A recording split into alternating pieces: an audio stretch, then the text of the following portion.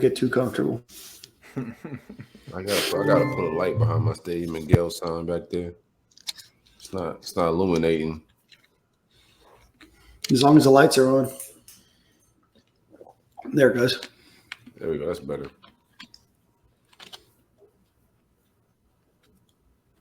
Ready? We all good? That's right. Boys and girls, ladies and gents, welcome to another episode of Stadium and Gale. It's your favorite Uncle Silk. It's Dan. And Nick. Oh, man. Camp has started. I ain't gonna lie, man. I'm feeling like a bullfighter. I'm ready to see some football. The lies have begun. How y'all boys feeling? Y'all good? It's lying season. Have you? That's where we're at. We've arrived at lying season. Have you gotten all the lies ready, or is it you're prepped? And I mean, you're also a counterpuncher too, so you're ready off the fly. If someone from one of the other schools comes with a lie, you're ready to one up that lie with something on the spot. Oh, for sure, man. Only thing I'm not ready to lie about is the offensive line lies. I want to let that play out. You know, all right. You gotta. I don't think there's a lot that you can lie about, still. I mean, every time I see a video clip from the media boys, man, I just get more depressed about the whiffs. We'll talk about that more. We'll get into some talk and videos and all that stuff. How was y'all boys' weekend? I had a good weekend. We headed over to the beach for a bit on Saturday during the day, and then I had to come back, and it's Lightning season ticket renewal. So I had to swing by the stadium, make sure we procured those seats in the right spot. Nick, I know you have the Lightning blocked on Twitter, so this is a perfect and this is great eye-to-eye contact where we can talk a little bit about the Tampa Bay Lightning, back-to-back Stanley Cup champions. Just locked up Ross Colton again. So who knows? Maybe another Stanley Cups in our future. Invite you guys to a game. Maybe a Stanley Cup game, so you guys can check that off. And then on Sunday, did you maintain the same tickets or did you upgrade? We upgraded. Life's an upgrade. I like it. You know the vibes. It's an upgrade. So we're about 10 rows back there on the lower bowl. So big goals, big wins, big bread. Big bread. They gotta let you, boy. When you invite me out, they gotta let me ride the Zamboni or whatever that shit's called. we had an opportunity like 2 years ago to get you on the Zamboni. You had to back out, you know. Yeah, I missed that one, but crank it back up. They got more gas.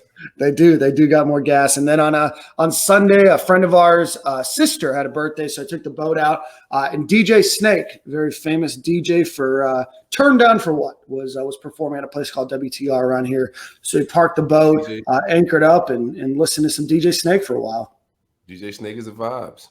DJ Snake is a vibe. I've seen him in Miami. I've seen him in Vegas. Nick, have you seen DJ Snake? No, I've yet to go to an artist press play concert, but I got a bachelor party. Got a bachelor party coming up in Vegas, and I'll see the one and only Steve Aoki at Wet Republic. So that'll be my first one. I'm sure I'll remember a sheet cake to the all face. of it. Yo, I would accept a sheet cake to the face from Steve Aoki on the bachelor party. I mean, when I was a kid, I wanted to see Weird Al Yankovic, so I see the vibes. If I'm a kid, I'll take it. These gray hairs speak differently, but I'll take it. I'm not one to ruin any surprises. So still working out some kinks here, but I may be seeing my first show in Red Rocks in a couple months, I guess. So still working on some details, what that might look like. But that's a wild bender you're on, man. You still going? He said it was over. No. Man. Easy. So we you know what I mean. It's a family show. So so there's something going on that we're working on. There's a DJ by the name of Millennium that's going to be out there. May have some plug on some tickets and opportunity to go out there for that. So nothing finalized, but I'll give you guys the update. But that'll be fun. Live stream the whole thing for you guys.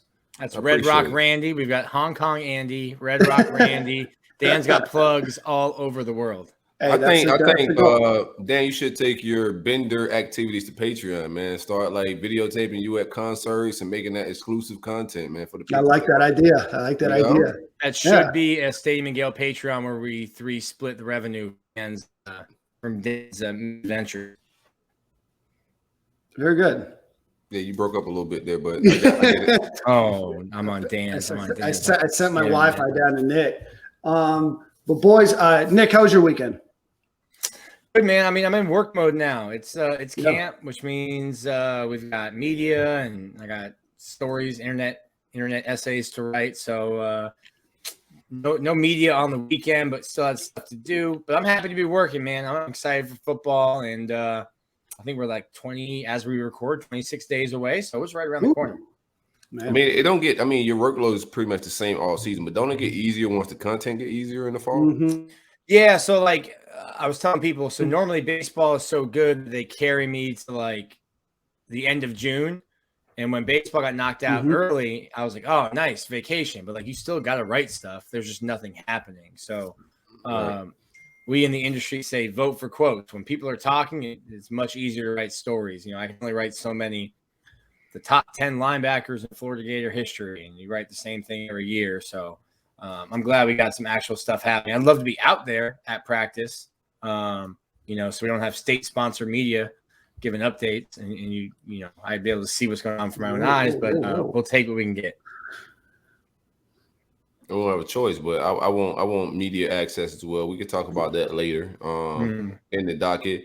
I had a pretty chill weekend. The kids are headed back to school, so a lot of school shopping. Not a lot of driving back and forth, just being relaxation. And I got to see Dave Chappelle on Saturday. Wife got me some tickets for Father's Day. Finally cashed in on that gift this weekend. Had a blast, man. Donnell Rollins was there. The whole lineup was pretty elite. I don't have one complaint.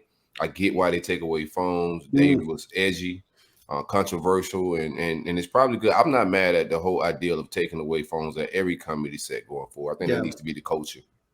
No, with cancel culture right now, you have to, because like they're trying out new material for specials, stuff like this, and the joke might not be fully fleshed out yet, and all of a sudden, you know, you're 4 months away from taping your special, and you're getting canceled for, you know, working on a joke, talking about, you know, a social issue or something in the news right now. Right. Yeah, I went to a Bruno Mars concert about a year and a half ago out in Vegas, and he did the same thing. They put your phone in these little like sealed bags that, you know, are magnetically locked, and they lock them before you walk in, and they unlock them as you walk out. And it's different. It's weird. I mean, you're used to getting that one photo, those couple photos, or filming that video so you can show everybody and kind of relive that moment. But I'll tell you, I've never been more like just entranced in a concert in my entire life. I mean, once you take that phone away, it's weird for the first few minutes. And then after that, I mean, you just get such a different experience and different vibe. You know, I go to a lot of concerts, not just recently, but just in general. That's something that I really like doing is live music. And,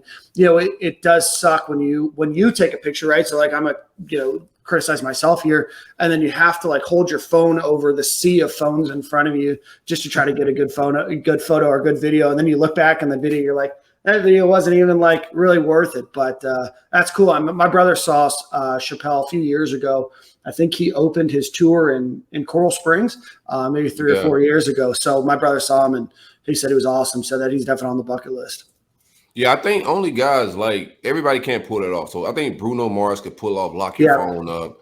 Dave Chappelle could pull that off. I mean, nobody's locking their phone up for Soulja Boy and no shit. Right? So it depends on the artist, but I think that's a good thing. I'm with you, man. Once I locked my phone up, I already knew going in. So we had to do the COVID test. And that was like a 45-minute process. So we walk in the new Hard Rock. We go all the way back to the ballroom. They put us through the whole COVID test protocol. You get results right there. The only thing that really had me bugged was I didn't see, out of all the people I seen take a test, I didn't see one person get escorted out and say they couldn't get in.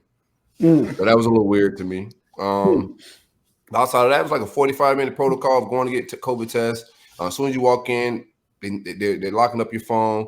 And after that, bro, I mean, you're watching one of the greatest comedians of all time. Like, who cares about like what you put on social media, man? I'm locked in and just enjoyed myself. So shout out to that, man. That's what my weekend consisted of. That and just school shopping. I was first, like I'm a huge fan of comedy. And it's totally different experience. Like I love any Chappelle special that I've watched, but it's a whole different environment. I think it's so much funnier in person. I was just blown away of like, I think Dave is getting sharper. Right? I don't think he's getting, I don't know if he's peaked yet. Who's better than him right now doing it in the game? And we say he's past his prime, but I don't think anybody's doing comedy better than Dave Chappelle right now. And the set I seen Saturday night was the best stuff I ever seen from him. Oh, wow. So I was a little like just taken back. Of course, I laughed. The wife that was the first time she ever enjoyed Dave because she really don't get. She likes the goofy comedy, Kevin Hart, like that type of stuff. But it's the first time like actually getting it, seeing him work. Like you say, he was working on bits for you could tell another special. But I was just blown away how sharp he was, man. Yeah, I was just trying to look up how old Dave Chappelle was when the Chappelle show was on, but he was in his 20s. And I mean, it's hard to believe that was over 20 years ago. I mean, you talk about a guy that's just been around forever. You've heard his name forever. And Chappelle show clips are talked about still to this day. And that show was only, I think, 2 seasons long, right? And then he went away for a while. He went over to Africa for a bit, hung low or, was by himself. And, I think he still lives in Ohio, small town in Ohio, like away from just kind of the usual glitz and glamour that you see from celebrities and famous people and comedians and everything else. Just seems like super down-to-earth guy, absolutely hysterical. And I'm glad that you got the chance to do that. I know for my brother, Dave Chappelle was on his bucket list. So glad you got to do that. So that's a really cool thing to do, especially with your wife. Yeah, man. I enjoyed it, man. Speaking of which, let's get into the show. We have Andy Staples from The Athletic joining us today. Big fan of the program. Really enjoy Andy. Excited to talk to him about the Florida Gators, about the college football landscape, talk a little bit of NIL, a little bit of Texas, Oklahoma, and the SEC. And then obviously, him residing in Gainesville, being a former University of Florida athlete.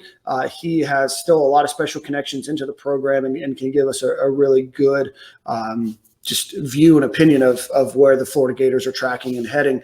But before we get into that, Nick, we're going to be interrupted by Andy, but let's get a little bit into, as we called it earlier, lying season. First week of camp, first couple of practices are in no pads and I don't believe any shells, right? And then I think that they moved into shells after a practice or two. Tell us a little bit about the first week of practice, Nick.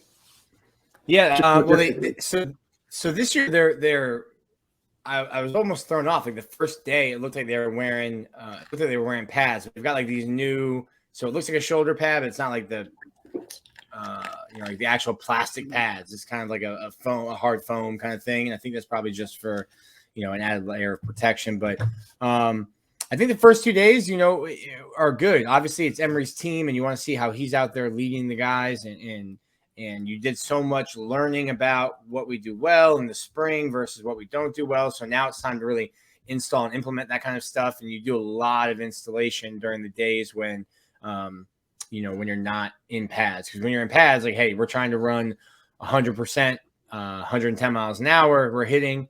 So when you can't hit, you use that time to really do installs. So I think there's we'll talk about it later, but there's some position battles that we're really going to be looking at. How's Emory doing? And then I also want to know, I think we've talked about this too. How do you get Ant into the mix? I don't think he's, a silent, clipboard holder this year. I think you got to get him in the mix somewhere too. But the running back room is loaded. I was a little discouraged by Dan Mullen's comments about Demarcus Bowman. And then the defensive tackles, the 2 transfers, Daquan Newkirk and Antonio Valentino. I mean, I can't. Ty Grantham, who is John Grenard, that's his boy. He threw Newkirk and Valentino into that kind of same breath as Grenard in terms of the impact. And I don't think he means, obviously Grenard led the SEC in sacks. I don't think that's kind of the numbers you're looking for when you think D tackle, nose tackle, but just in terms of the impact. And I think when you're looking at those guys, they kind of take on double teams or they're space eaters and they kind of create for others. So that's something I'm really looking forward to. And then just, some more position battles. Trey Dean, my guy walked in wearing some Yeezy foams. I think he might be best dressed on the team. So there's a lot of stuff going on. And we think they're trying to get after it. And I think I might have – I'm starting to soften up. I was thinking today, I was watching some Emory highlights. I think I might have been 2 down. 5. I think my caravan might have had like a flat. And today I watched some stuff and I put. You already made your purchase. No, Nick's talking about a caravan. Nick was a one-person caravan. We call that Ryan Solo. No, it's me and Emory Jones in a caravan. We're good. No, I'm not sure he wants to hop in the passenger seat with you after last week.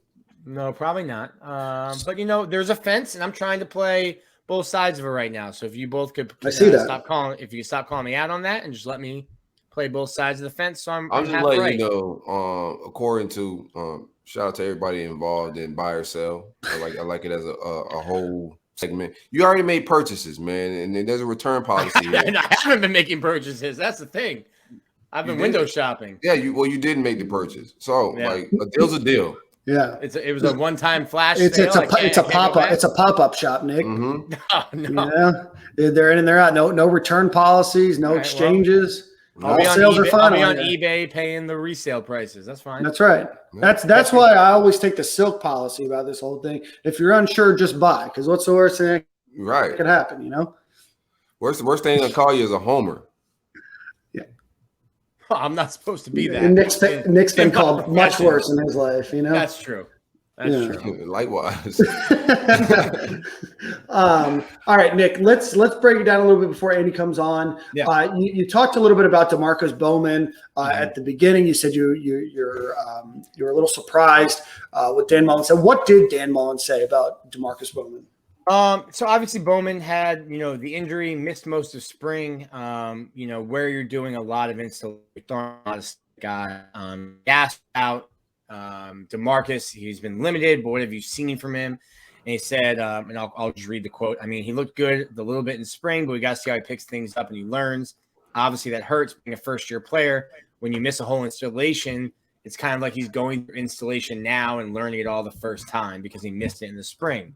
And to me, knowing this coaching staff and how if you're older, you get that first seat in line. Now here's a younger player, and you're already saying – he's missed and he's behind. And now I'm just thinking I immediately go to worst case scenario. And I'm looking at stats at the end of the year and seeing Bowman, with the same number of carries that the number on his jersey and 23 and just thinking that's not enough touches for him. I think you're doing yourself a disservice if you're not finding ways to get him on the field and get him the ball.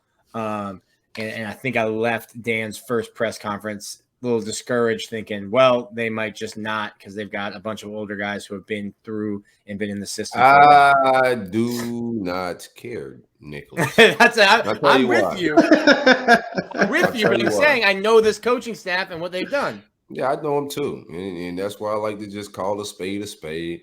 I've seen freshmen like Zach Evans, freshmen all around the country. They play running back. Yo, here's the ball, run to the hole. Yeah. Like the instincts of playing running back, that was one of the positions that you could play early. Mm-hmm. How hard, I understand you need some pass pro stuff that you need to know, but a guy that's a 5-star billing, as explosive we think he is, that's a guy you need to put the ball in his hand. I don't care about what he knows and what installed. He know what a sweep is. He know what a dive is. This is basic stuff. I'm with you. Yeah, no, I think we've seen, the Florida Gators, and I'm going to look it up here in a second, but I think you've seen Florida play younger running backs, even during Dan Mullen's time. Naquan Wright played, as a freshman. Iverson Clement played a little bit. He was more of a receiving guy. No.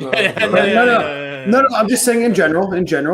Damian Pierce played, early. When he was a freshman, he had 69 at his freshman year too. So, at the end of the day, I think every running back that the Gators have signed, you have seen play early. But now you got 5, including a redshirt senior, a senior. Froze. Yeah, it's not a good look for him either in the freeze there. Sorry, guys, we're having some weather here that's throwing things go ahead. off. No, restart that take though. Yeah. 3, 2, 1. I think the big thing that I've noticed under Dan Mullen is that freshman running back will play. You see Malik Davis play, Damian Pierce played, Naquan Wright played, Iverson Clement played a little bit, not a lot, but you see compared to other positions, you see the Gators playing, Dan Mullen's staff especially, playing running backs earlier in their career rather than other positions like linebacker, defensive line, or offensive line, other positions. I appreciate you guys talking me off the ledge. I just when I we've been doing that a lot. When I hear Dan say he's behind, I worry that we're not going to see enough of who I think is probably the most talented running back in that room. Do you think he's temper expectations. He could be. I like to take Dan at face value nowadays, though. Like, so when he warns you that you may not see somebody, like, that's where I'm sitting. I'm starting to believe that we may not see him. I'm not gonna buy the excuse of him needing to install and all that. Could he not be 100% healthy? I don't know where he's at in his health or recovering and all that either. I'm with that take. He could be protecting the kid, and the kid may not be 100% healthy, and he's just tempering our expectation because the kid's not 100% healthy as well. That could be a thing. But I'm not buying that he needs an install. He's a running back, man. Hand him the ball and tell him what hole to go to. If there is a hole. Speaking of, that's another thing. We'll talk about that later. We'll talk about that in a minute. But before we do that, let's bring our good friend Andy Staples onto the show. Andy knows Dan Mullen better than all of us. He's been around him for a while. Andy Staples with The Athletic. How are you doing, my friend? Good. Which running back were we talking about? I got there right at the end. We're talking about Demarcus Bowman. That's what I figured it was. They're on me about being negative, but I'm taking Dan at face value when he said Thursday, whenever we talked to him, Thursday, that DeMarcus, because he missed spring, is a little bit behind on the install. And to me, if Dan is coming out and saying someone's behind, especially when it's in a room of 5 guys, he's letting you know, like, hey, you're not going to get what the fans, especially with someone as DeMarcus who has so much hype behind him, you're not going to get what you want. Where fans might want him to have 150 touches this year. Well, and the thing about that is that's coach speak for we're not sure if he's going to get the quarterback killed or not. Like Jimbo Fisher didn't play Dalvin Cook really. Like he didn't make him the number 1 back until halfway through his freshman year. And it was because they couldn't be certain he was going to pick up the blitzes the way he was supposed to. Once they were sure of that, then it was, Katie bar the door. But that's usually what a coach is saying when he's talking about a running back. It's not we don't know if he can run the plays right or hit the holes right, or it is when he is supposed to pick somebody up, can he do it? Does he know what he's supposed to do? So my guess is you will not hear a lot of, with any running back, you will not hear a lot of, oh, he's ready to go until that's what they feel comfortable with. I love it. Well, Andy, go ahead. I was going to say, because I remember talking to somebody about this over the summer, because I asked somebody with the program, how's Demarcus Bowman doing? Because I remember I did a story on Jeff Scott when he took over at USF, and that's when Demarcus had just signed with Clemson. Or no, he was committed to Clemson. He hadn't signed yet. And, the USF fans were asking, well, what about Demarcus Bowman? You think you could get him to flip? And he's like, no, he's going to Clemson. but they were saying, he was one of the more impressive high school backs that they had seen. So I'm just thinking, if he is what they think he is, then once he picks everything up, my guess is the touches come. I love it. Well, Andy, let's get some big picture for Gators. What's your outlook for the team this year? I think the offense will be better than the casual fan, the non-Florida fan thinks it will be, because I think people who don't follow Florida are just assuming the offense falls off a cliff because Kyle Pitts is gone, Kyle Trask is gone, Kadarius Toney's gone. I don't think that's the case. I think it just looks different. I think it looks more like some of the better Dan Mullen offenses you saw at Mississippi State, where you've got a quarterback who's a threat to run. And look, I mean, I go back to 2019. You when they put Emory in against LSU, he looked good. There was a touchdown pass he threw that got dropped. He had to come in against Auburn, which was a great defense with a couple first-round draft picks in Derek Brown and Noah Igbenogany. I got that right. Yes, I did. There you go. And that's good. And he looked good. And he, it didn't look like he was a backup quarterback coming in, not knowing what was going on. He came in, ran the offense, and it's, he's been in this offense. And this is the thing I keep thinking back to is, how often does this happen anymore where you have a guy coming in as a redshirt junior to be the starting quarterback? This is how it used to be everywhere. Right. I actually asked Charlie Ward about this when I talked to him a few years ago about something, because I was like, there's no way you would have waited until you were a redshirt junior to start at Florida State. And he's Charlie Ward, the most humble person in the universe. So of course he's like, well, I don't know what would have happened. But I'm like, no, of course you would have been out of there and you would have been a star the moment you stepped on the field somewhere. But that doesn't happen anymore because Emory wasn't that second quarterback in a class. You know, Mac Jones was the second quarterback in Tua's class. Kyle Trask was the second quarterback in Felipe's class. The second quarterback will stay sometimes. But Emory was the first quarterback. Emory was the guy that, you know, Dan Mullen wanted him at Mississippi State. And he's like, nah, I think I'm going to commit to Ohio State. And then Dan Mullen gets the Florida job. And, you know, Emory ends up in a numbers crunch in Ohio State. And he's like, oh, you're at Florida now? Sure, let's go. But usually guys that are that sought after don't stick around like this. And I think they did a good job of making sure he was part of the offense the entire time and didn't feel like, okay, I'm just an afterthought here. It was always, okay, I'm ready to go in. Yeah, exactly. So I think it's going to be that kind of – they're going to run the ball. You know, listen, Dan was really honest about why they threw so much. And I'm glad he said it this way because I wish more coaches would just admit this. Just do the thing that works. It's okay. Like, you don't have to outsmart anybody. Like, they had Kyle Pitts and Kadarius Toney and Trevon Grimes. Of course you throw the ball 60% of the time. Why not? I mean, his O-line couldn't block either, so I get it. They weren't that bad in pass pro. Pass pro, I get that was his strength. Yeah, he leaned towards his strength. Mike Leach would have killed for that. Mike Leach would have killed for that kind of pass pro. he inherits all those Dan Mullen recruits at Mississippi State who are really good run blockers, and they couldn't work backward last year. So there's a little bit of, you know, transition, but I just look at those Ethan White before and after photos, and I'm like, okay, they're gonna block fine. Stuart and the Stuart Reese weight thing, I didn't realize how severe that was. Like, he was 380 going into camp last year. Hey, that's Staples, insane. I'm extra Homer, right? I'm Homer Simpson. I know. I am Homer Simpson, but it ain't that. Ethan looks great. A sex symbol, I would say. Like, would you? Yeah. The kid made a hell of a transition, man. I like what he got going on, but I get nightmares when I think about 56 blocking on the edge out there a little bit. Here's I know Bron Dad put out a tweet this week as well, so I don't want to not to harp on 56, but I mean, I still got to go to sleep at night and have nightmares. Emory Jones has to go to sleep too. Here's the problem in general, and this is the part where everybody gets upset, and you guys say this all the time. And I know Dan tweets this. I know I've seen Silk, you tweet this too, and the fans go nuts, and they start saying, well, but we're a developmental program. Okay, you develop great.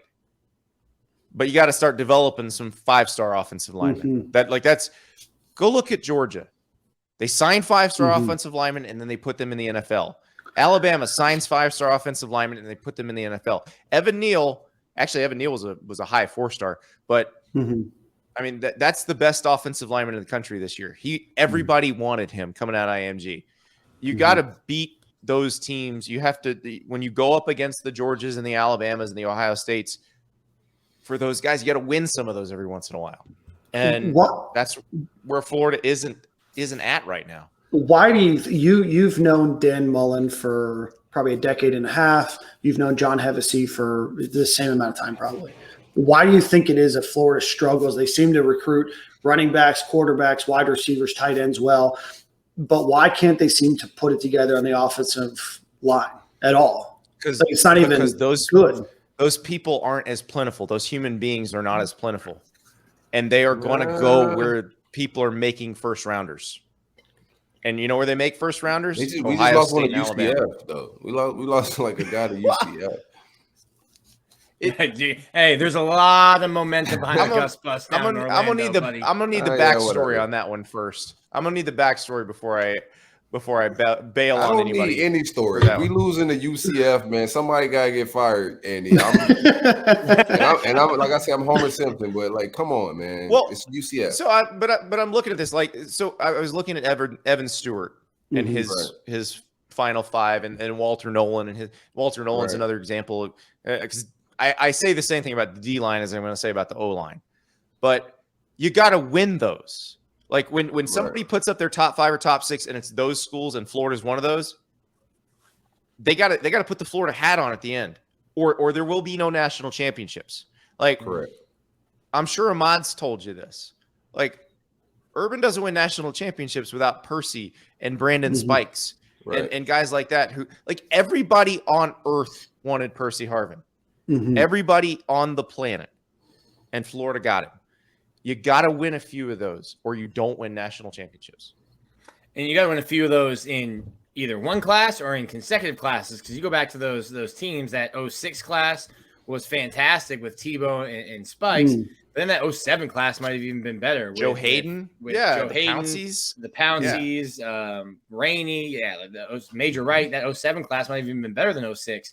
And that's how you have that kind of success. Or you look at Nick Saban, who's going to turn 70 this year and just had his highest rated recruiting class ever. You have to start competing with those guys. If you want to perennially beat Georgia, you need to beat Georgia off the field in recruiting. Kevin O'Sullivan, a different sport, but he says, and he's had some great recruiting classes, great players make coaches look better than they are. So it's great that you can develop 3 stars and 4 stars. Yep. Do that same development, like Andy said, with a 5-star. Let's see how good of a coach Nick you are. Nick Saban's the best coach in America because he develops 5 stars. Yeah. Like, he gets 5 stars and he makes them first rounders, which is what you're supposed to do, but not everyone does. I mean, we criticize Texas all the time. I mean, I want to say Texas's median recruiting ranking over the last 10 years is, I think it's 7, but they produce very few draft picks. They produce like 30 draft picks in that period.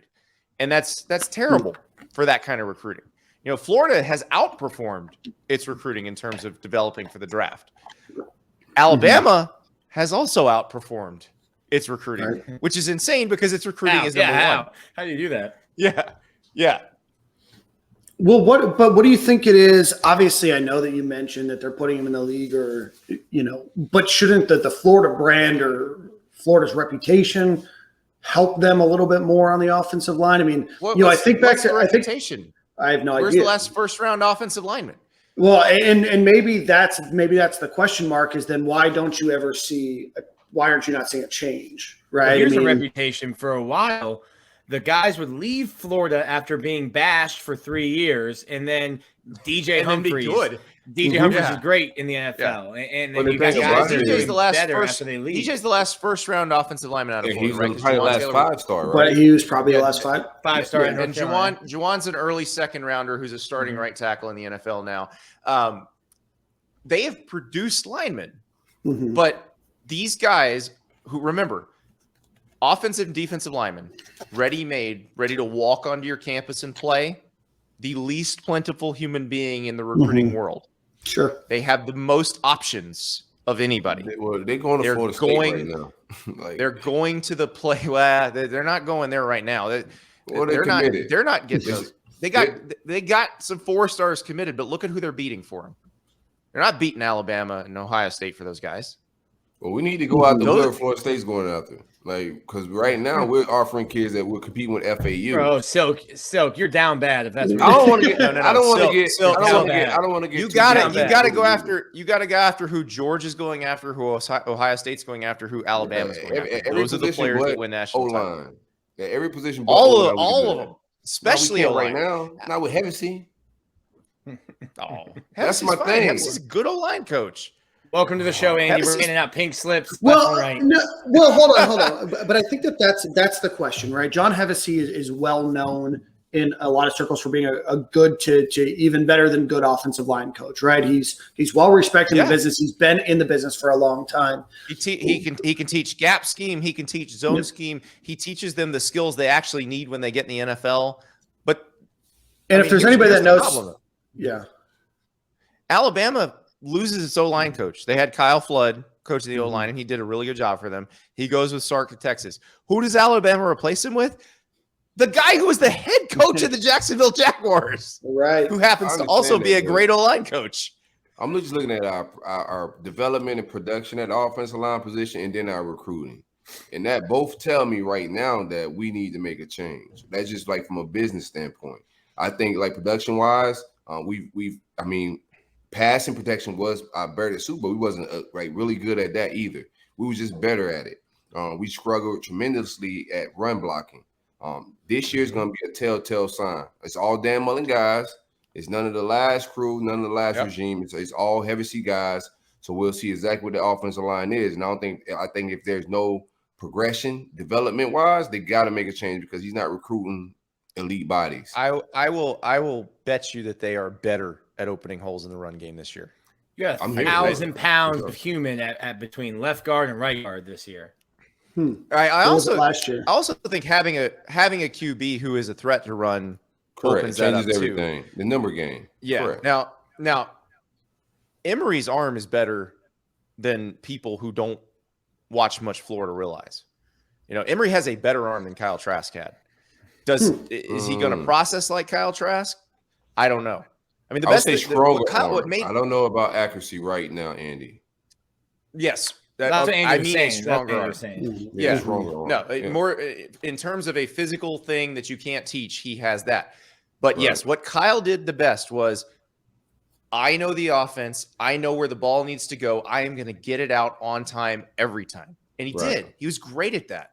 And that's the thing that was the difference between Kyle and Felipe. Felipe had all of the physical tools. Correct. But he didn't get the ball out. He was patting it. He was waiting for the perfect situation. Kyle was not waiting for the perfect situation. Kyle was waiting for the time when he's supposed to throw the ball. And so we'll see what happens with Emory, because that's something that you can hone it, you can learn it, but there's also a part of it where it's not teachable, where there are guys that just have those instincts of, I'm going to throw this ball to side. Like Mac Jones, when Mac Jones decides to throw the ball, it is a decisive. He doesn't second guess anything. He's like, I'm throwing it, and we'll see what happens. And that's the kind of guy, if you've got a smart quarterback who understands your offense really well, who knows when the ball is supposed to get out, everything runs better, everything runs smoother. So we won't know that until we see Emory as the starting quarterback. But given the sample size we've seen, I feel pretty good about that. I feel less good about, will the defense make the kind of improvement it needs to make to be able to hang with a team like Georgia, to be able to hang with a team like Alabama, to be able to hang with LSU. Because, I know LSU had a bad year last year, and obviously the Florida fans are going to be like, well, they came and won in the swamp, so it wasn't that bad. But they're going to be a lot better than they were last year, a lot better. And so that's the tricky part for Florida, is where Georgia was kind of behind the 8 ball on schedule last year, Florida is this year. Having to play Alabama and LSU while Georgia gets Auburn in a rebuilding phase, and Arkansas. I mean, Georgia has such an easier path, and they've got everything kind of set up for them. To put you on the spot, what would be the ceiling for Florida, and I guess a floor for a record? The ceiling is Emory's a Superman, and they win the East, and they compete for the SEC title and compete for everything. Dog a case, honestly. If he's that guy, now we don't know that's probably not going to happen, because he probably already would have been the starter at that point. But if he's Superman, that's the ceiling. The floor is, I still think 8 wins would probably be the floor. I don't think they're still a talented, well-coached team. They're not going to completely fall apart. They happen to have a very hard schedule. But I think they can. I think 9 to 10 is a realistic place to go. 9-3 to 10-2 feels realistic to me. But what I keep wondering about that is, let's say Georgia is 11-1 or 12-0. They're playing for the SEC title. Maybe they go to the playoff. What does the rank and file Florida fans say about that? Because my experience with Florida fans has always been that they're happy for a moment, but they're never really satisfied. And I think 9 or 10 wins in these circumstances would be a really good job. It'd be a good coaching job. I'm not sure it would be appreciated that way, though. Like 10-2, but you're watching Georgia play Alabama on the first Saturday in December. Not a happy Florida fan base, even though 10-2 I think is probably the best case scenario. you're not gonna have a happy fan base watching Georgia play Alabama for outside of star ranking, why is everybody so high on Georgia? Like outside of like their recruiting, because I don't see the direction of a program that say they're going to SEC East or the playoffs. You know what I'm saying? I understand how, like, of course they should always. They've won the SEC East 3 of the past 4 years. Yeah, I'll take that back. But the playoff, I don't hear a layup of winning the East or the playoffs. Like when I think about the quarterback situation, the offensive coordinator situation, or just the direction of like the 5-star quarterback who was really good at the end of last year, despite not playing most of the year. Yeah, but he wore a mock turtleneck and he had that mustache. Who now had a full offseason. Remember, let's break down Georgia's offseason last year. Okay, no spring practice, new offensive coordinator. Everybody had Jamie Newman's supposed. Jamie Newman. Oh no, they did not. Florida had a returning starter at quarterback who didn't leave right in the middle of camp. Georgia's quarterback, who was supposed to be the starter, left in camp.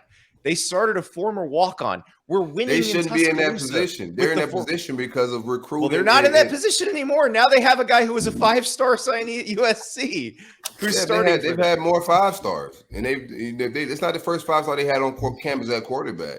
But they're not materializing. When you keep recruiting, they're not, because they did play. They did win the SEC and play for the national title. Came like a miracle pass away from the national title. It wasn't their heels on their offense or their quarterback play. It was because of their defense and a lot of talent they got on the field, but it wasn't because of quarterback play. They didn't beat Oklahoma in like an epic shootout in the Rose Bowl? Sucks not used to this kind of comeback. The offense had to play pretty well to win that game. I'm not talking about every single game, but the reputation of Georgia and their quarterback play is abysmal right now. There's no argument about that. Only because their best quarterbacks have all transferred, and none of their quarterbacks have been drafted. Like, what do they do? What are we talking about here? Their best quarterbacks have all transferred. So Justin Fields transferred. Yes, they made the wrong choice in the Jake Fromm, Justin Fields question, though. I would argue when have they made Justin Fields would have looked really bad in that offense too, because that offense just wasn't good. the year that they went with James Coley as the OC, but no, I listen. I'm telling you right now, they're going to have competent quarterback play. They are ridiculously talented all over the field. And the thing about 5-stars, and you say, Silk, you say, well, they just keep signing 5-stars. The great thing about when you just keep signing 5-stars, if one doesn't work, you just put another one in. Yeah, I get that. I'm not saying it don't work. I'm saying I don't get why it's a layup that they're going to win the East, considering they haven't been consistent. Who's going to beat them? Who's going to beat them? We just beat them. They can lose to Florida and still win the East. Yeah, and they can lose to Auburn as well. There's no, you got to show up and play the games. I'm just not saying that Georgia's that good. They're not like a given to show up and win the East, in my opinion. I think they got to show up and win games. I think we got the talent at wide receivers and outside to cause them serious problems. I don't think they know what to expect from us. I just don't see them as a given of winning the East. Well, they don't know what to expect from Florida right now, but they don't play Florida till Halloween weekend. So they're going to know what to expect by the time they play. Right. I'm saying we don't know. We don't know what we're getting out of Florida. I don't think we know what we're getting out of Georgia either. Well, we just see a lot of stars, what I said. That and everybody gets the ceiling of if Emery's Superman, then we're having a very different conversation. I don't think he has to be Superman, though. You think Emery has to be Superman? Yeah, I do. Talent with Copeland, I do. Xavier Henderson. Because they got to beat Alabama or LSU too. They got to win one of those and beat Georgia. I think the only giant in that room is Alabama. LSU is not no giant in the room. Last year was weird in LSU. With a foggy game, somebody threw a shoe. We benched our best player on the team. I don't know why. So they win that game. That's LSU and Coach O offense, like the same way. I don't see anything from a Coach O offense that made me scared to play them. There's no such thing as a Coach O offense. He doesn't coach offense. Exactly. And the only time he's had a good offense was with the one guy that's in the NFL now. I just think who they hired. You know who they hired to run their offense, right? The guy Joe Brady told him to hire. The guy who said Jake Keats knows my offense best. Do you know who Jake Keats worked with last year? Huh? I don't know who he worked with, but the offense was cheeks. Oh yeah, it was terrible. They made a bad hire. That's why they hired the guy who was working with Joe Brady last year to run it. Yeah, I don't know. We'll see that. But on paper, only one out of those I got as a markdown L to me is Alabama. Is Bama? That's it. And I don't that's think the interesting LSU thing to got me is anything on paper that got me scared. I don't know what Alabama's going to be, because that was the best Nick Saban Alabama team we saw. A machine. Of course, they're going to be good, but I think they will be more beatable than they were last year. They weren't beatable at all last year. Why? So I'm just trying to follow the logic. Yeah, I mean, this isn't me like criticizing or trying to like start a debate. I'm just curious. Does it fall back on Georgia a lot with JT Daniels and your belief that he's going to be a very good quarterback for them, and so you think that they're going to be better because you know what, in your opinion, you expect out of quarterback, whereas Alabama you have a lot more concerns because, I mean, on paper Alabama's returning more talent than Georgia is, but there seems to be more question marks about Alabama than Georgia. Because they lost a lot of special talent, just like Florida lost a lot of special talent. And so you don't quite know. Now, Alabama's going to be better on defense than they were last year. And that's the thing. Alabama may be capable of winning a 26-13 game, whereas last year they were going to have to score more because their defense wasn't quite as good. They were kind of young. But, like, Will Anderson is the best young pass rusher they've had in forever. Right, yeah. You know, I think like Tim Williams was a good pass rusher, but he was a situational player. Like, this is the best every down pass rusher I can remember on a Nick Saban Alabama team. So and then crazy compliment. They're and they're really good up front. You know, they're always good in the secondary. So I do think they'll be better on defense, but I don't know what Bryce Young's going to be. I do think they'll be able to run the ball. That offensive line is going to open holes. Like, that is not going to be a problem. Ajayi Hall looks like he's going to be awesome. But is Mechie going to be like a Jalen Waddle or Devontae Smith? I don't know. Hall might be, but I just don't know. The collection of talent they had at the skill positions last year was unbelievable. It's even for them, as good as they recruit, that's hard to replace. Yeah, they had 5 first-round draft picks on offense last year? Or? Yeah, and that's and Landon Dickerson would have been one if he hadn't torn his ACL in the SEC title game. So, that's the thing. So yes, I think Alabama probably could still win the SEC West, probably could still win the SEC in the national championship, but will they be as good as they were last year? I don't even know if that's possible because they were so good last year. Yeah. Andy, I've got a question. Nick Saban's already printed out that quote and it's up in the locker room. Oh yeah, no, that's anti-rat poison. He doesn't print that out. It prints out when we say the really nice things. Yeah, Nick Saban, avid listener to Staven and Gale. If he tuned in, we're doing all right. Andy, I want to ask you. Nick caught himself in a bit of a pickle last week. He said that he doesn't think that Emory Jones is a top 15 Heisman candidate. On the same token, he also thinks that Florida goes 10-2. Where do you think Emory Jones finishes? That's a paradox right there. It was wild. Hit our attorney ad read because that's misinformation. There's some null set undefined. No. 10-2, he's a top 15 Heisman guy. Yeah. Yes. Nick was compared to a baboon last week for a reason. So, Andy, where do you think, knowing what you know now, where do you have Emory Jones in this Heisman conversation? I have no idea because that's one of those things. Like, the Heisman is going to be some guy we aren't even thinking about right now. How many people thought Devontae Smith, Kyle Trask, and Mac Jones would be Heisman candidates this time last year? Nobody. You may have said Jalen Waddle, maybe. Yeah. There's a guy in my group chat named Spence. He definitely thought Kyle Trask was winning the Heisman. Texas forever. That's right. But I mean, that's the thing. It's going to be some dude we're not even talking about. Or, I do think Sam Howell is going to have another big year at North Carolina. Spencer Rattler is going to put up big numbers at Oklahoma. But, it could be Emory. Nobody's going to be talking about Emory as a Heisman candidate going into the season. But if like we were talking about, if they're 10-2, he's absolutely going to be a Heisman candidate because he's going to be carrying a lot of the offense. He's going to be doing it with his legs, and he's going to have to do it with his arm. Andy, what's your go ahead, Nick. I think you still have moments for Heisman. And I don't think Florida wins enough for Emory to be up there.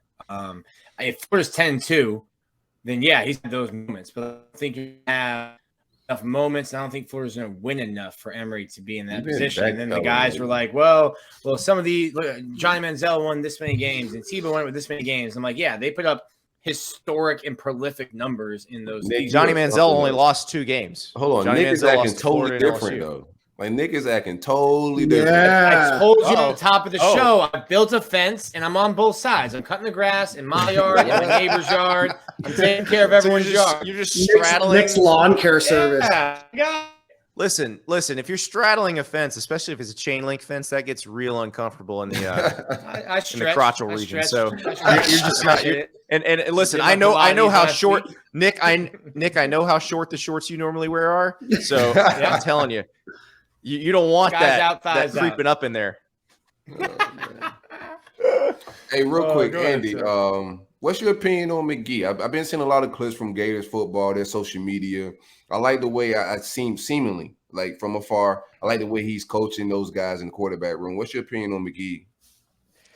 I haven't really gotten a chance to get to talk to him at all or see a whole lot of Garrick. So I don't know. I mean, I know everybody loved him back in the day but I just haven't gotten a chance to form an opinion on him with Florida. I remember when Brian left, the thought was, okay, you got to go out and get a name. But I like the idea of having somebody who'd been in the room with them. So, and Garrick McGee has a lot of really good experience, but unfortunately, I have not gotten a chance to talk to enough people to really get a good handle on how things are going right now. Gotcha. I could have BS'd an answer, but I'm not going. No. I like the authenticity. I just been I like to keep it. We keep it real when we podcast. We don't need generic answers. You can take that to like. Oh yeah. We like to keep it real. But I do like what I've been seeing on social media, and like you, I didn't like the hire at first because I didn't know it. Now I was looking for a big name because Brian Robinson to me was a big name in the future and had a big future in like quarterback coaching. But I like what I'm seeing. I like the feedback I'm getting from some of the guys around campus on McGee. I do want to see how they perform this fall, though. Well, the same sense somebody who's been in the offense and understands Emory and understands how Emory fits into the offense, I think that's important. I think continuity matters in a situation like this. And for sure, I will say, I mean, thinking you go with Dan Mullen through the years, he's not made a lot of like jarring coaching changes. That's not his thing. And I know sometimes fans don't like that. And we talk about Todd Grantham and all that, but I think there is a benefit to that. He was on that Urban Meyer staff where they stayed together. I'm trying to remember. Did they stayed together for at least 2 full years, fully intact? It might have been even 3. Stan Drayton left to go somewhere. He was the first one to leave, but it was they were together, I think, for 3 full years before anybody changed. Yeah, you lost, and then you lost a couple with Heater. I think one or 2 coaching changes in his entire tenure at Mississippi State, and one was Diaz leaving to take the Temple head coaching job for 13 seconds before going to Miami. Well, and they did trade defensive coordinators with Louisville, and got the better end of that trade. Well, and you had which coach was it that coached Jeff Collins? Jeff Collins left, but not a lot of, and I think that's one of the things that fans wanted when Dan Mullen was hired was the continuity, and you continue the same coaching staff, and these guys work together and work well together, and until that goes the opposite direction, and now all of a sudden people are like he's too loyal to his guys and not making the tough changes. So you're obviously gonna get it from both sides, but nobody's happy unless you're winning a national championship. So that's gonna be. But the thing is, the amount of money these guys make, and I'm not talking about the head coaches, the coordinators and the assistant coaches, the amount of money they make now, unfortunately, you don't get a lot of grace. You have to produce every single year because you're being paid to produce. Correct. Yeah. And with it comes with a little pressure. When you're coaching at University of Florida, it don't just come to the quarterback and the head coach. It comes to everybody that has a job, man. Like, these fans that come at the recruiting coordinator, they come at the water boy if the water ain't cold enough. Like, everybody gets criticized, man. Andy, want to talk big picture? Texas, Oklahoma joining the SEC. We've talked about pods. We've talked about divisions. How do you think it all shakes out when you have a 16-team SEC? at least. I think it's probably going to be the 14 pods, but I would prefer it be the 3 permanent opponents. I think Bill Connolly from ESPN calls them personalized pods. I like that. I like that the best because it sounds like they're going to 9 conference games, and that is everybody's like, all the Big Ten people are like, oh, they're finally going to play 9 games. They want to be competitive. No, it's not a competition thing. It's an economic thing. They want to sell more season tickets on these campuses, and they're tired of really boring home schedules. And so they're trying to change things up and rotate more of the league through. So, Alabama's not coming to Gainesville for the first time since 2011. They don't have 10 years between visits anymore. So I like that personalized pods thing where you pick 3 that you play every year, and everybody doesn't get to choose, but then you just rotate through the other 6. And so you see the rest of the league twice every 4 years. If you play for 4 years, then you get to play every team in the league twice. Who would you like to see? Yeah. Now you never get to play in Athens if you play at Florida, but that's fine. You can what about Dan's take that grad transfer somewhere? What about Dan's take? He was talking about it. Everyone should have a neutral site game. I think he is a little salty that he only gets 4 home games in a certain year. It actually is a nice, elegant solution if you're going to play 9 conference games to have the 4 and the 4, so you don't have years where you have 5 and complicate the schedule making. I took that, and you're right. That is why he said it. But he said it on the Monday of SEC Media Days because that's when they were going. And then the Wednesday, all the Texas and Oklahoma stuff breaks. And I went back to that. I was like, wow. In the light of this, I wonder if he knew something because they play a pretty famous neutral site game. You're shaping your tinfoil hat as the news. Yeah, exactly. I was like, oh, what did Dan know? But I think that would be kind of cool if everybody did that. I don't think you should force anybody to do it. Look, if you choose to play a neutral site game, you choose to play a neutral site game. Florida and Georgia can play on campus if they want to, but they choose not to. So that's kind of on them. They should force the Iron Bowl to play in Lab Peebles. That's what they should do. Well, the Iron Bowl used to be, it wasn't really a neutral site game because Legion Field wasn't a neutral site, but that's where they played it. And so I think you could do that. I know A&M doesn't want to play Arkansas anymore in Jerry World because they don't want to give them that platform. Right. And why would you? So that's so disrespectful, but I think I understand it. Yeah. Give them that platform. Yeah. Now, granted, Arkansas was the one that invited A&M there because Jerry is an Arkansas guy, but A&M would prefer they not play them in the Dallas-Fort Worth Metroplex every year, and I get that.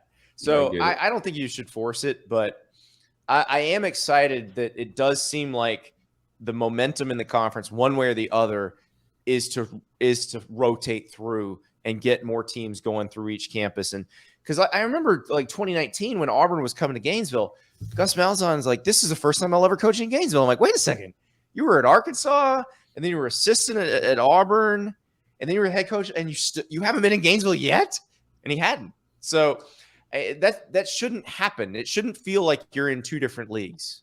And so hopefully that they'll fix that.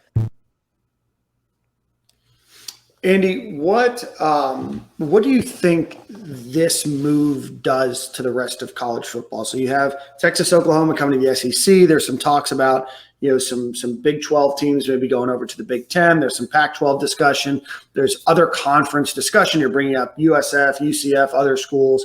Where do you think this shakes out? How many more teams do you think move in the next 5 or so years?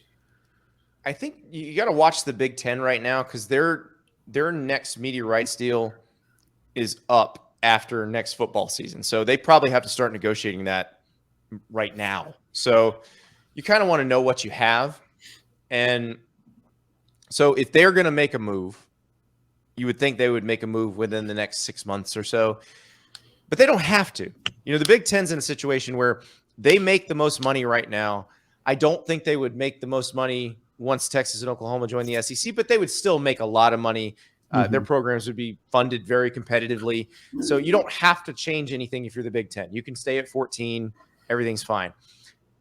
obviously something has to happen with the remaining schools in the Big 12. Either they need to try to merge with somebody, or they need to grab somebody maybe from the American, or somebody needs to grab them. And I don't see any of them being the kind of school that somebody will take and then everybody in their league can make more money. And so the Big 10, the Pac-12, the ACC, none of those make a lot of sense. So if I'm them, I wait out Texas and Oklahoma as long as I can, force them to stay in the Big 12, so I get those checks until they're gone.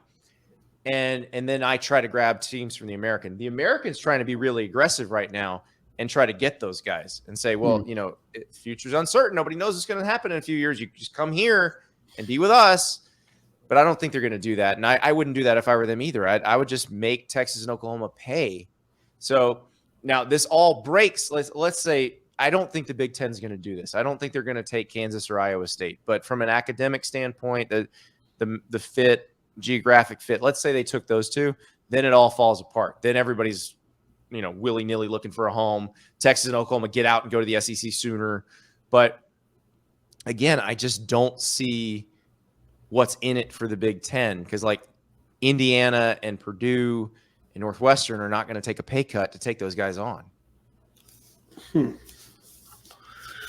Well, Andy, we don't know when we're going to get you on the show next, so time for some preseason predictions from you. I know that you probably put these on the Athletic and paywall, and you still have a bunch of time to think about these, so we won't lock these. Change my mind.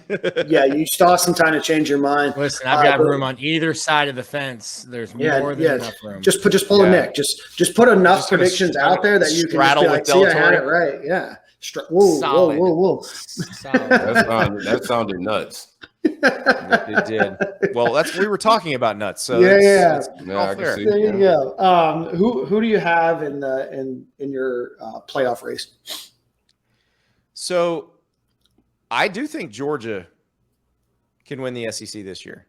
And in fact, if they can't with this path, then you start asking some other questions, because they have the talent. They have the schedule that sets up perfectly for them. So this is the year they need to do that. So I think they would come out of the SEC. Now, there are scenarios where two come out of the SEC, where you get Georgia and Alabama or something like that, where let's say, like, for example, if Georgia beats Clemson and then wins out in the regular season, they could probably lose the SEC championship game and both teams make the playoff. So this strikes me as a year where you could see two SEC teams in the playoff. Obviously, Ohio State from the Big Ten.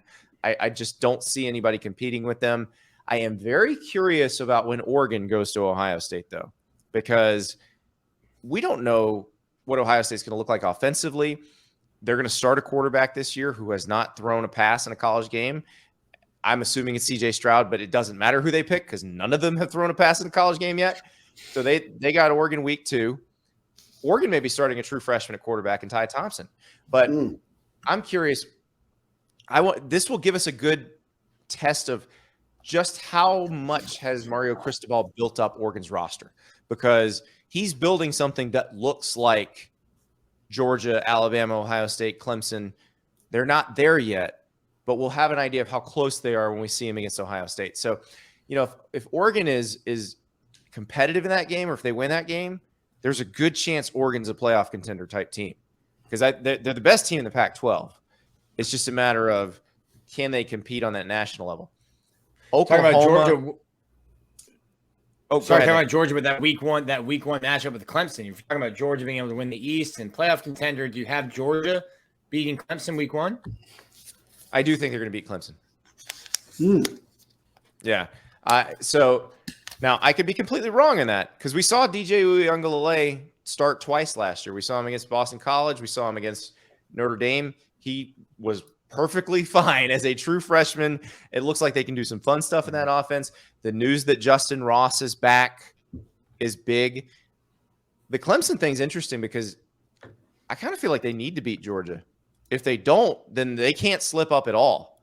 Right. If they slip up at all in the ACC, they're done, even if they win the ACC, if they've lost to Georgia. So that one's tricky. This I think may be the best Oklahoma team Lincoln Riley's had. this might be better than that Baker Mayfield 2017 team, because that team, the defense was bad. The defense was bad opposite that Kyler Murray offense in 2018. They needed an adequate defense those years, and they could have competed for the national title. They've moved past adequate. They're going to be good on defense this year. I don't know if the offense will be quite as dynamic as it was those years, but I think it's going to be really good. It really seemed like Rattler sort of found his groove. Remember, they benched him against Texas in the second half. He comes back. He leads them to the win in overtime. I think it was 4 overtimes. After that, he seemed very comfortable. And so now he's had a full offseason. Remember, this is the first time they've had a younger guy at quarterback. It was always somebody older. Baker had started at Texas Tech and sat for a year behind Trevor Knight. Kyler had started some games at Texas A&M as a freshman and then had sat behind Baker.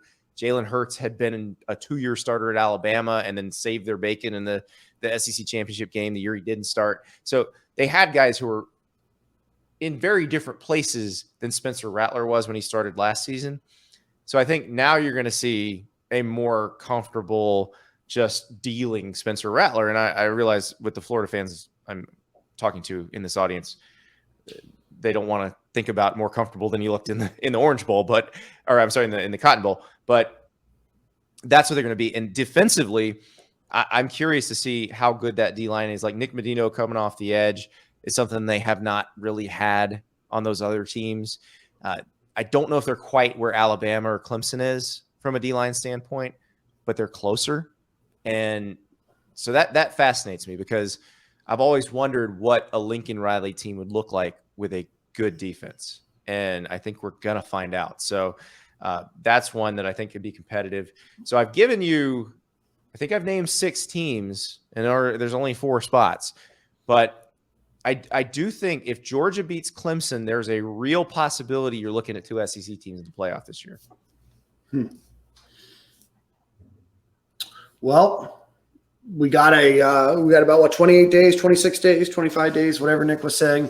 Before, I can't wait until college football starts. It'll be an exciting year. There's a lot of uncertainty. I feel like there's more uncertainty this year about who that top team in college football is than there has been in other years. So I'm excited to see how everything shakes out. There's a lot of just question marks around all of college football. So I'm excited. Nick, Silk, any other questions before we let Andy go? But before you do, obviously, feel free to plug your Twitter and all of your writing. I'm at Andy_Staples on Twitter. You can find me at The Athletic, and feel free to subscribe. And we got my man G. Allen Taylor. I don't even know what the G stands for. I just know he's always been Allen to me. So, yeah. But he's doing a great job covering the Gators. And you can listen to the Andy Staples Show wherever you get podcasts. We got 6. Once the season starts, we'll have 6 shows a week in the feed. 4 of them involving me, and then 2 involving some of my friends. And when there's not a new stadium in Gale, I promise we'll keep you entertained. I appreciate that. So brisket is the best barbecue. Oh, what position on Florida's team is brisket? Nick, what's your favorite barbecue? Nonsense. It's just nonsense. Brisket's the best meat. Oh, he worked on that question all week too. I could tell. Okay, so brisket is not necessarily the best meat. No, good brisket is great. Bad brisket is horrible. Which I guess is probably like an O-line. Brisket's like the O-line. When it's good, it's great, and when it's bad, it's terrible. I like that. Full circle. Because you can kind of like pulled pork is kind of idiot proof. Like the fat's just going to drain through and keep it moist, and it's hard to mess up pulled pork. It's easy to mess up brisket. That's true. I like that. Brisket is the offensive line of the barbecue world. I love it. Oh, since we're asking questions here that demand answers, Andy, you've been around Gainesville for a long time. You're seeing Midtown change quite a bit. You're seeing a lot of the bars change. You're seeing some of them close down. We've had this debate. We've had numerous spirited debates. In fact, I've had this debate with Nick for about 8 years now. What is the quintessential Midtown Gainesville bar, and why is it Balls? So you're wearing a Balls hat. I feel like I should have worn my Grog House hat. Because I did just purchase a Grog House hat. Yeah, rest in peace. Hey, listen. If they can fix the floorboards, I got faith that they can bring it. They're in a coma with little brain activity. Come on, Andy. I do love how the announcement was essentially because it will collapse on balls. No thought of if the salty dog's going to be okay. Nobody's worried about the salty dog because that's what I mean. That's why balls per year. No, they're trying to protect. They're trying to protect a national treasure. I get it. Well, the greatest Midtown whenever the health inspector walked in that found the floorboards, he was like, all right, so there's at least 30 other health inspectors that should have lost their job. This isn't new. This isn't new. Like, Andy was playing offensive line at Florida when the floorboards went bad. Yeah, the floorboards were quite bad when I was a student. So I don't know where they're getting this as new information. But so the greatest Midtown bar ever will always be the Purple Porpoise. I spent my 21st birthday there in what I believe is the Lavender Mullet. That's the pool table room. The blowhole is the dance floor. And it was excellent. Every time I'm in the social, I'm just like, this is way too nice. This place is nice, not nearly sticky enough. Yeah. It's like the kickball movie. Like we know they had like the new gym and like the old gym. Oh yeah, no doubt. It's the same. Dodgeball. It's the same vibe. Dodgeball. That's what it is. Dodgeball. Yeah. And dodgeball. Yeah, no. It is definitely like the social is definitely Globo Gym. Yeah, and Purple Porpoise was Average Joe's. But yeah, I'm looking at that sweet concrete bar they have there. Like this is like something out of an HGTV show. Like this is not the place you should be drinking right across from a college campus. But I will say, we say best bars in Gainesville, and this one's dearly departed. Not in Midtown. This is a downtown one, but Market Street, greatest bar ever. Because that's where I met my wife on Ladies' Night, May 25th, 2000, baby. Man, smart man. Well, we know Andy's wife listens to the show very avidly, so we appreciate that this is a Staples family tradition. That's right. I love it, man. Well, Andy, we appreciate you coming on as always, man. We look forward to having you on during the season. Thanks so much for your time. We'll talk to you soon, my friend. Thanks, guys. Thanks a lot, Andy. Andy Staples. Oh, big fan of Andy. Always enjoy hearing from Andy. Enjoy Andy too. He was on for what? He was on for like 50 minutes. 45 minutes, yeah. Andy's my guy, but he tried to ruin Homer season and Lion season. That's what he tried. Honestly, I almost rang the bell for round 2 because you were dazed for a minute there. You weren't ready. No, I had to regroup. You got clocked for a second and like the eyes rolled back and I was like, oh no, Silk wasn't prepared. I thought we was on the same team. I thought we came to lie together. It was a gentle sparring session. Silk was like, wait, no one told him that we were just sparring today. I didn't put my helmet on. He just started yelling, yo, relax. It was a good conversation. I get the Georgia hype, but I'm ready to lie. And they gotta show me something. I like to see what they look like week 1 versus Clemson. I've said it before. I think I'm just not as high on Daniels as a lot of the other like media and national media are. Looked good towards the end of the year, sure, but Georgia's the big part of Georgia's schedule. Georgia's schedule was front loaded. Like they had the easy part of their schedule towards the end. They play Kentucky and Vanderbilt and Tennessee, and it's much easier to look good against those teams than it is against Florida and the tougher teams you played to begin with. It's like why Kentucky is like, oh, is this the year for Kentucky? Because they rattle off like 3 wins in a bowl every year. Towards the end that's of the what happens to Tennessee too. Yeah. Tennessee off-season champions. Not this year. I expect Georgia to be a good football team. They got a lot of talent. I don't think Kirby's a slouch, but I don't think anything's a given. I think they got to show up and pull up, regardless. And I don't got them down for just one loss and skating through like the SEC like that. I think they're gonna be even Auburn. Anybody they play, I don't got them just blowing anybody out.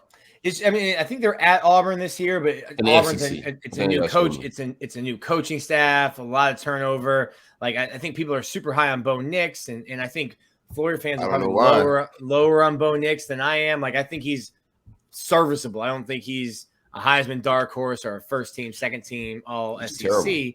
But I don't think he's bad. I don't think he's I didn't like that. Is bad. I think Bo Nix is terrible. I'm gonna be honest. Dude, the one time we really saw him, he was a freshman coming into probably the most hostile environment in the swamp since I've been covering. Not since I was, in college watching Tebow and them boys. But like that was the most hostile environment. I mean, Auburn came away lying, saying that Florida's Wi-Fi things were like pumping in crowd noise. Like that was a great environment. And he's a freshman that year. That was a tough place to play. That was a good defense. Really, I'm talking about his entire. I don't know. I saw him last year play. He wasn't good last year, Nick.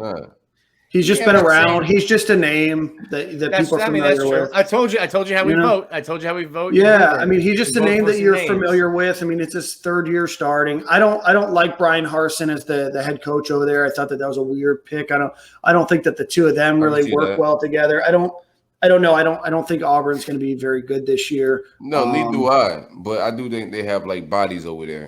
It's going to be interesting to see how they play against because it's cross divisional. So that's always a little weird as well. Yeah, and I mean anything can happen. So let's get back into some more recruiting or some more camp talk. But let's give a shout out to Greg Brunt. Shout out to the great folks at Brunt Insurance and Financial Services, the carrier of all my insurance needs. Visit bruntinsurance.com for all your insurance need. My man covers home, auto, motorcycle, jet ski, boat, life insurance, business insurance, renter's insurance, anything you need to get insured, my man can probably insure. Just give him a call, 954-589-2204, or visit bruntinsurance.com. Big coverage, big policies. Absolutely. And also shout out to our friends over at Home Field Apparel. They did a big Miami launch this week, nowhere close to the Gators. So shout out to you guys for continuously buying their stuff. No, I mean, I think UF beat them by maybe eightfold. So shout out to that graph. It's incredible. Shout out to Florida fans. That graph is comical when you look. The only people that I think might come close is they're going to announce Georgia. Graph. They're going to announce Georgia on Saturday. Georgia, it may do well because that was the last time that their logo won a national championship. So they may be looking for some 1980 retro gear. Let's get back into the tight end room a little bit. Tim Brewster spoke to the media today. We're talking about Lions season right now. So I mean, you haven't hyped the brew yet, my man. Yeah, hyped up his room a bit. Florida has 5 tight ends. They have Kamori Gamble, Jason Odom, and Jonathan Odom. I'm sorry, Jason Odom's his dad, and then Keon Zipper. 3 guys that are returning. Obviously, Keon Zipper and Kamori Gamble have gotten the most playing time out of that room. Then you add Gage Wilcox and Nick Elksnis. Nick Elksnis had some very positive reviews during the spring and during the summer. How do you take Brew's comments? I mean, are you super bullish on that room? Obviously, they're replacing a player that can't be replaced, but how do you guys look at the tight end room this year? Well, Brewster said you lost Kyle Pitts, so what? I'll tell you, Kamori Gamble is going to be the best tight end in the SEC. We mentioned that to Kamori, and he said, I'm going to be the best tight end in the country. And I just thought, oh, okay. So everybody lying. I like it. I was like, I'm not going to print that in any stories, but yeah, you guys gamble, baby. You guys can say it. I like the tight end room. I think it's okay. I don't think you just replace Kyle Pitts, a generational talent, and the production just easy, or the matchup problem that he calls is just easy to just make up for. I think those guys won't draw the attention, but I think Dan Mullen can scheme those guys open. They could be matchup problems in a different type of way. You know what I'm saying? I think not just Kamori Gamble. I think the freshman. Elksnis or Wilcox? Elksnis. Shout out to Elksnis. No, I'm talking H-backage. The Lakeland boy. Zipper. I think Keon Zipper is also a guy that showed flashes last season and made some key plays here and there.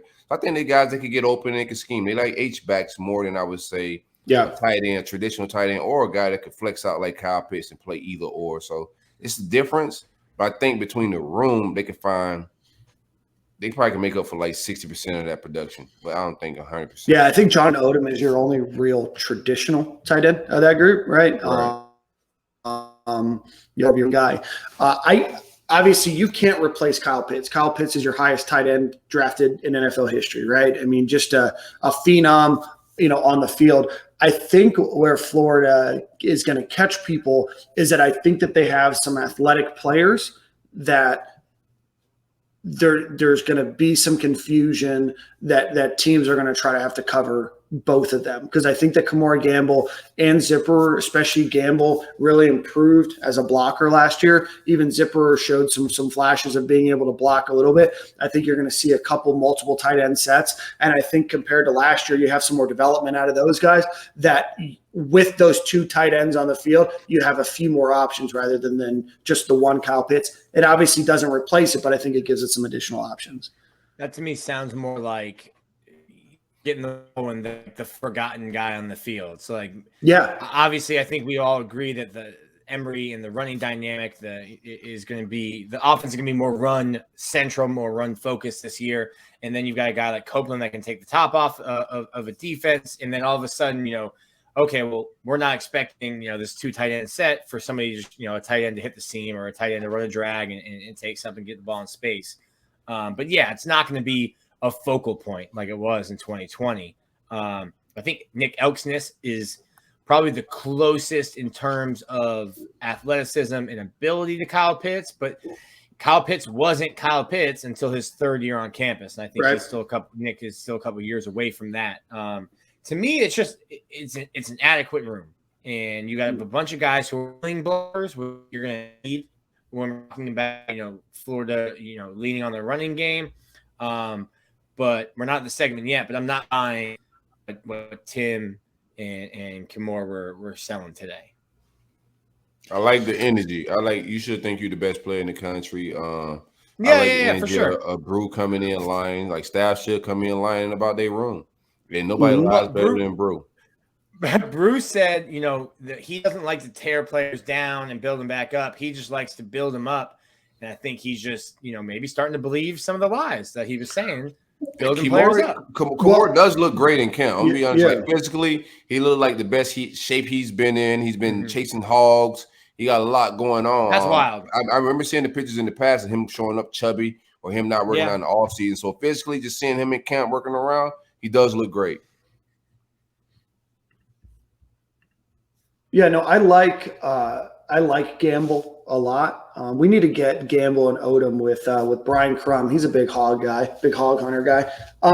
But no, I mean, I think that I liked what I saw out of Gamble last year. Especially towards the middle of the season, he had a couple of big games.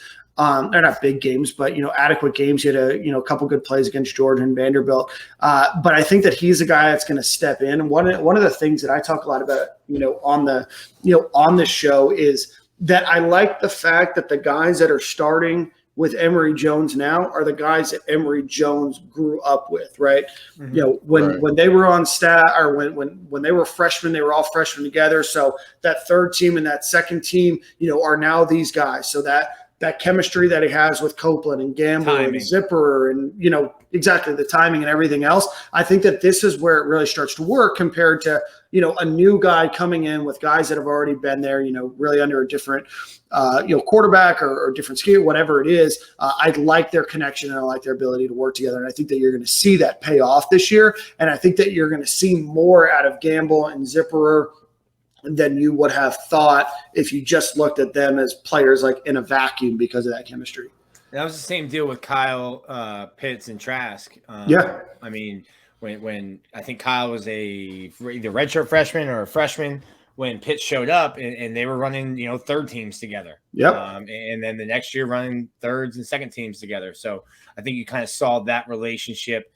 Well, I mean, listen, I ask Kyle Trask all the time. I was like, how do you throw to other people? Like if I was the quarterback, if 84 is on the field, that's where the ball is going. We're forcing it into 10-man coverage. I'm just trusting him. But I think that's kind of what you're speaking to, Dan, is that, hey, these guys who have had to bide their time and had to wait, well, they've been waiting on that same practice field with each other. Hey, third team up, Copeland and Emory have been throwing the ball to each other, for 4 years now. Absolutely. Let's see, Nick, you mentioned Valentino and Newkirk as guys that got rave reviews. How do you think? I mean, do you think that those are they the two starters? Sorry, were they talked about as the two starters at defensive tackle, or how do you think that position group shakes out? I think at least to begin with, those are the two starters. I don't know who other than Gervin would challenge them for that. But like, like my man Chris Rumpf used to say, he learned under Nick Saban, those big guys have one gas tank. There's no refilling it during a game. So I think there's going to be a healthy rotation there.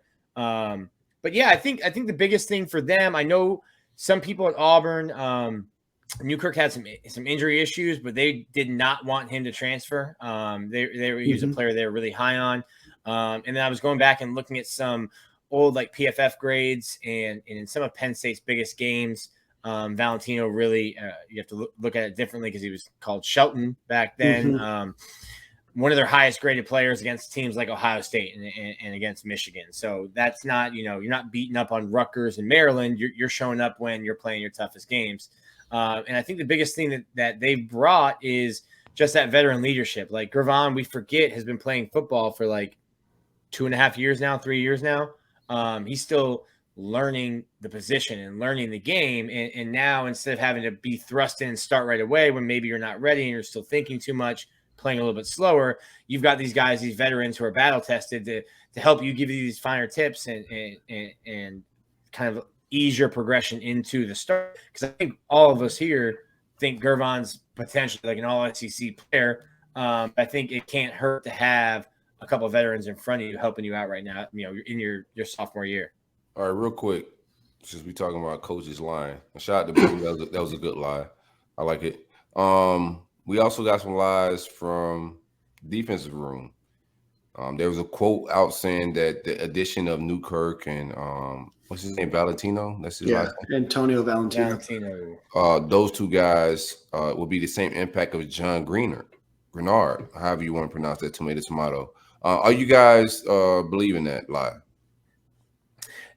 In terms of stats, absolutely not, because Grenard led the SEC in sacks in his 1 year at Florida. You're not going to put numbers up at nose tackle like that unless you're like Ndamukong Suh at in his junior year at Nebraska. But I think what Grantham was talking about was the impact in terms of leadership, which is kind of what I was just speaking to. And then also, I think if you can be that space eater, if you can be that guy that takes on two, and now you're letting, you're keeping Mahmoud Diabate clean. You're keeping Tyron Hopper clean. You're letting Florida's linebackers be athletic. You start to create for others just by doing your job. I think that's kind of what he was kind of getting at, along with the leadership aspect of, hey, these are two seniors coming in who have played 3 years at an SEC school and one of the bigger Big Ten schools. I think that's where he was going. I don't think he's expecting, his nose tackle to show up with 9 sacks this year.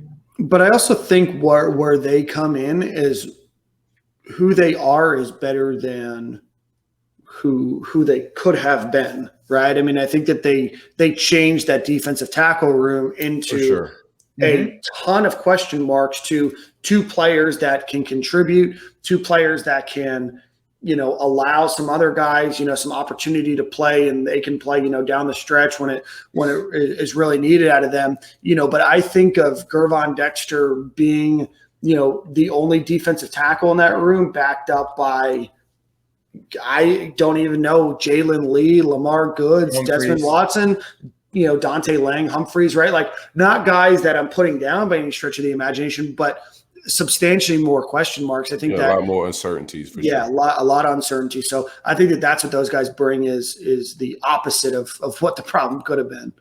Yeah, they definitely upgrade from last year. I think our biggest problem last year, everything starts up front. I don't think we had enough defensive tackle push. We had my man Zach Carter playing out of position, him starting at the right position, and I've seen some clips from him today that was beautiful. I think he got some new moves in his arsenal that I'm excited to see.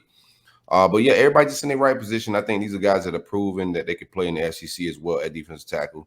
And like you said, we don't have to thrust Gervon out there. But I do want to see Gervon starting or pushing them guys out the way and making like big plays, for us to see that 5-star potential by like game 4. I like to see him like showing himself a little bit. Pause. Okay. Let's get, since we're on the defensive side of the ball, let's get into Elijah Blades, who announced on Instagram that he is going to be joining the University of Florida class. We talked a lot about it, heavily over the last couple of weeks, just waiting on a class or 2 to be done. He's going to be joining this team. There's some injury concern at that cornerback 2 position right now. So Silk, Talked to somebody today, very, very, very impressed with Jason Marshall. They're excited about Blades coming in. But how do you see that cornerback 2 room shaping up? There's potential injury that happens to that room, but I'm hearing that Jason Marshall has had an incredible camp, had a good offseason, and he was probably going to be penciled in as a starter anyway. I think the addition of Elijah Blades showing up and actually making that transfer official is a good move by the staff. We was already thin at position. I'm pretty sure they was concerned about the depth chart and possible injury because attrition it's not just the games you got to beat or the teams. You also got to fight attrition in the fall, especially in the SEC. So I think they was concerned about some attrition at the spot, and they brought in a veteran body that could fill in and just pretty much hold his own a little bit. I don't know exactly what we're getting out of Elijah Blades, but we're getting something about make us feel a little better. That's it. I don't think I don't want to get like overexcited and think he's some All-American or anything like that, but it just makes us feel a little bit better about our depth. I would love to see Jason Marshall on the other side of Baby Aid. Yeah, Kyer. I like it. Let's get into some other discussion. Real quick, I get one more thing about that DB room. Yeah. I have heard, like, just speaking to some people, I got some sources around that DB room. I am hearing that, like, it's just a totally different vibe, right? Yep. I was hearing that the previous guys, the leadership in the room before, wasn't a lot of camaraderie of getting guys together and working out in the off season. So the miscommunication wasn't just staff wise; it was also the guys weren't getting together like they should have been and working with each other on their own time. I'm hearing that Kyer's been doing very good with the cornerback room, getting those guys in order, making sure they work out, they're on the same page, and Trey Dean has been leading the safety room. I'm hearing that the leadership of both of those rooms in the DB room are way better. And also Wesley and Jules are doing a great job with giving those guys their duties and what they need to be doing pre-snap. Yeah, I've heard a lot of great things about Wesley McGriff as a coach, really gelling, really bringing that safety group together.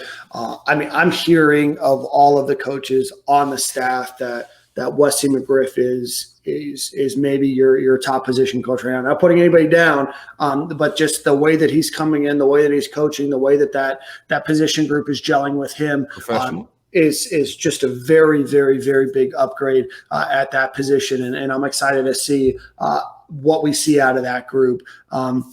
I've heard similar things about Garrick McGee and the way that the quarterback room is drawn to him and his coaching style and his methodologies and everything else. That there's a lot of continuity between those two. I've heard that Jules is still learning, and he's young and still learning the profession, but he's starting to get into his groove, into his vibe a little bit more. So starting to see some and hear some more positive things coming out of that room and that area. Have really heard great things about Jason Marshall, being a stud. We talked about, or Silky mentioned it, we heard the same thing, that Jason Marshall, had potentially moved into that CB2 position, but that he's come in and is really, proving himself to be that high 4-star, high, 5-star type of guy. Heard a lot about Emory Jones and Anthony Richardson, both looking really good, both pushing each other, really good, healthy competition there.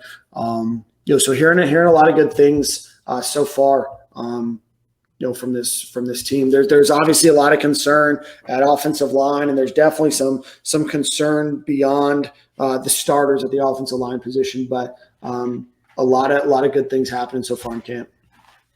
Yeah, I think my biggest thing is that when you look at, let me pull up my other computer. When you look at the offensive line, obviously from left to right, Garage, Ethan White, Stuart Reese, Josh Braun, Gene DeLance, you don't really have what's your solid behind them. I think like Gerald Mincy, Will Harrod, guys that you don't know anything about. Year three, you still don't know anything about them.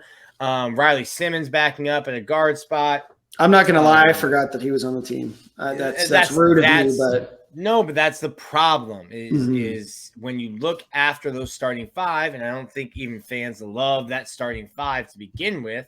Right. And then you start looking after that, and you're like, it's not to put anyone down, but you're forgetting oh yeah, that guy's still here because they really just haven't even played. Michael Tarquin's another guy that I want to see. Yeah. I would love to be able to be out of practice and see more. Yeah. So that's what I'm saying. It's not a good situation when I'm naming the backup offensive lineman, and everyone's like, "Wait, that's who was that?" Yeah. Speaking of offensive line, I think we're familiar with those names, like Tarquin. The guys you're naming, we're familiar with them, but we haven't seen them in any action. Mm-hmm. And then you have to wonder: is there a reason, or is it just a normal of course there's offensive a line reason. progression? Yeah, I think that there's a reason. We didn't mention it.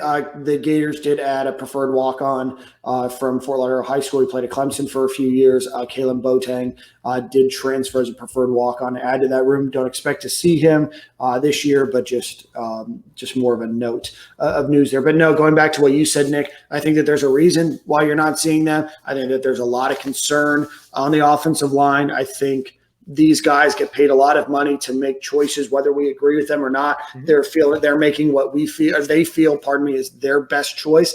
And I think after naming all of those people that you just named, it's like, yes, we want change, but it's like, with who, right? And it's like, well, that starts with recruiting. That starts with a lot, right? But I mean, we still got some guys that we believe in. Like Alex just mentioned Mincy's name. I'm forgetting about these kids because they're not like, we're not seeing them. Like, and we're not in tune with what the development is like, but we were high on Mincy. We were high on Tarquin. Mm-hmm. Some of these kids we were high on. So if the whiffing starts, Braun, like we've seen Braun potential because we got to see him on the field a little bit.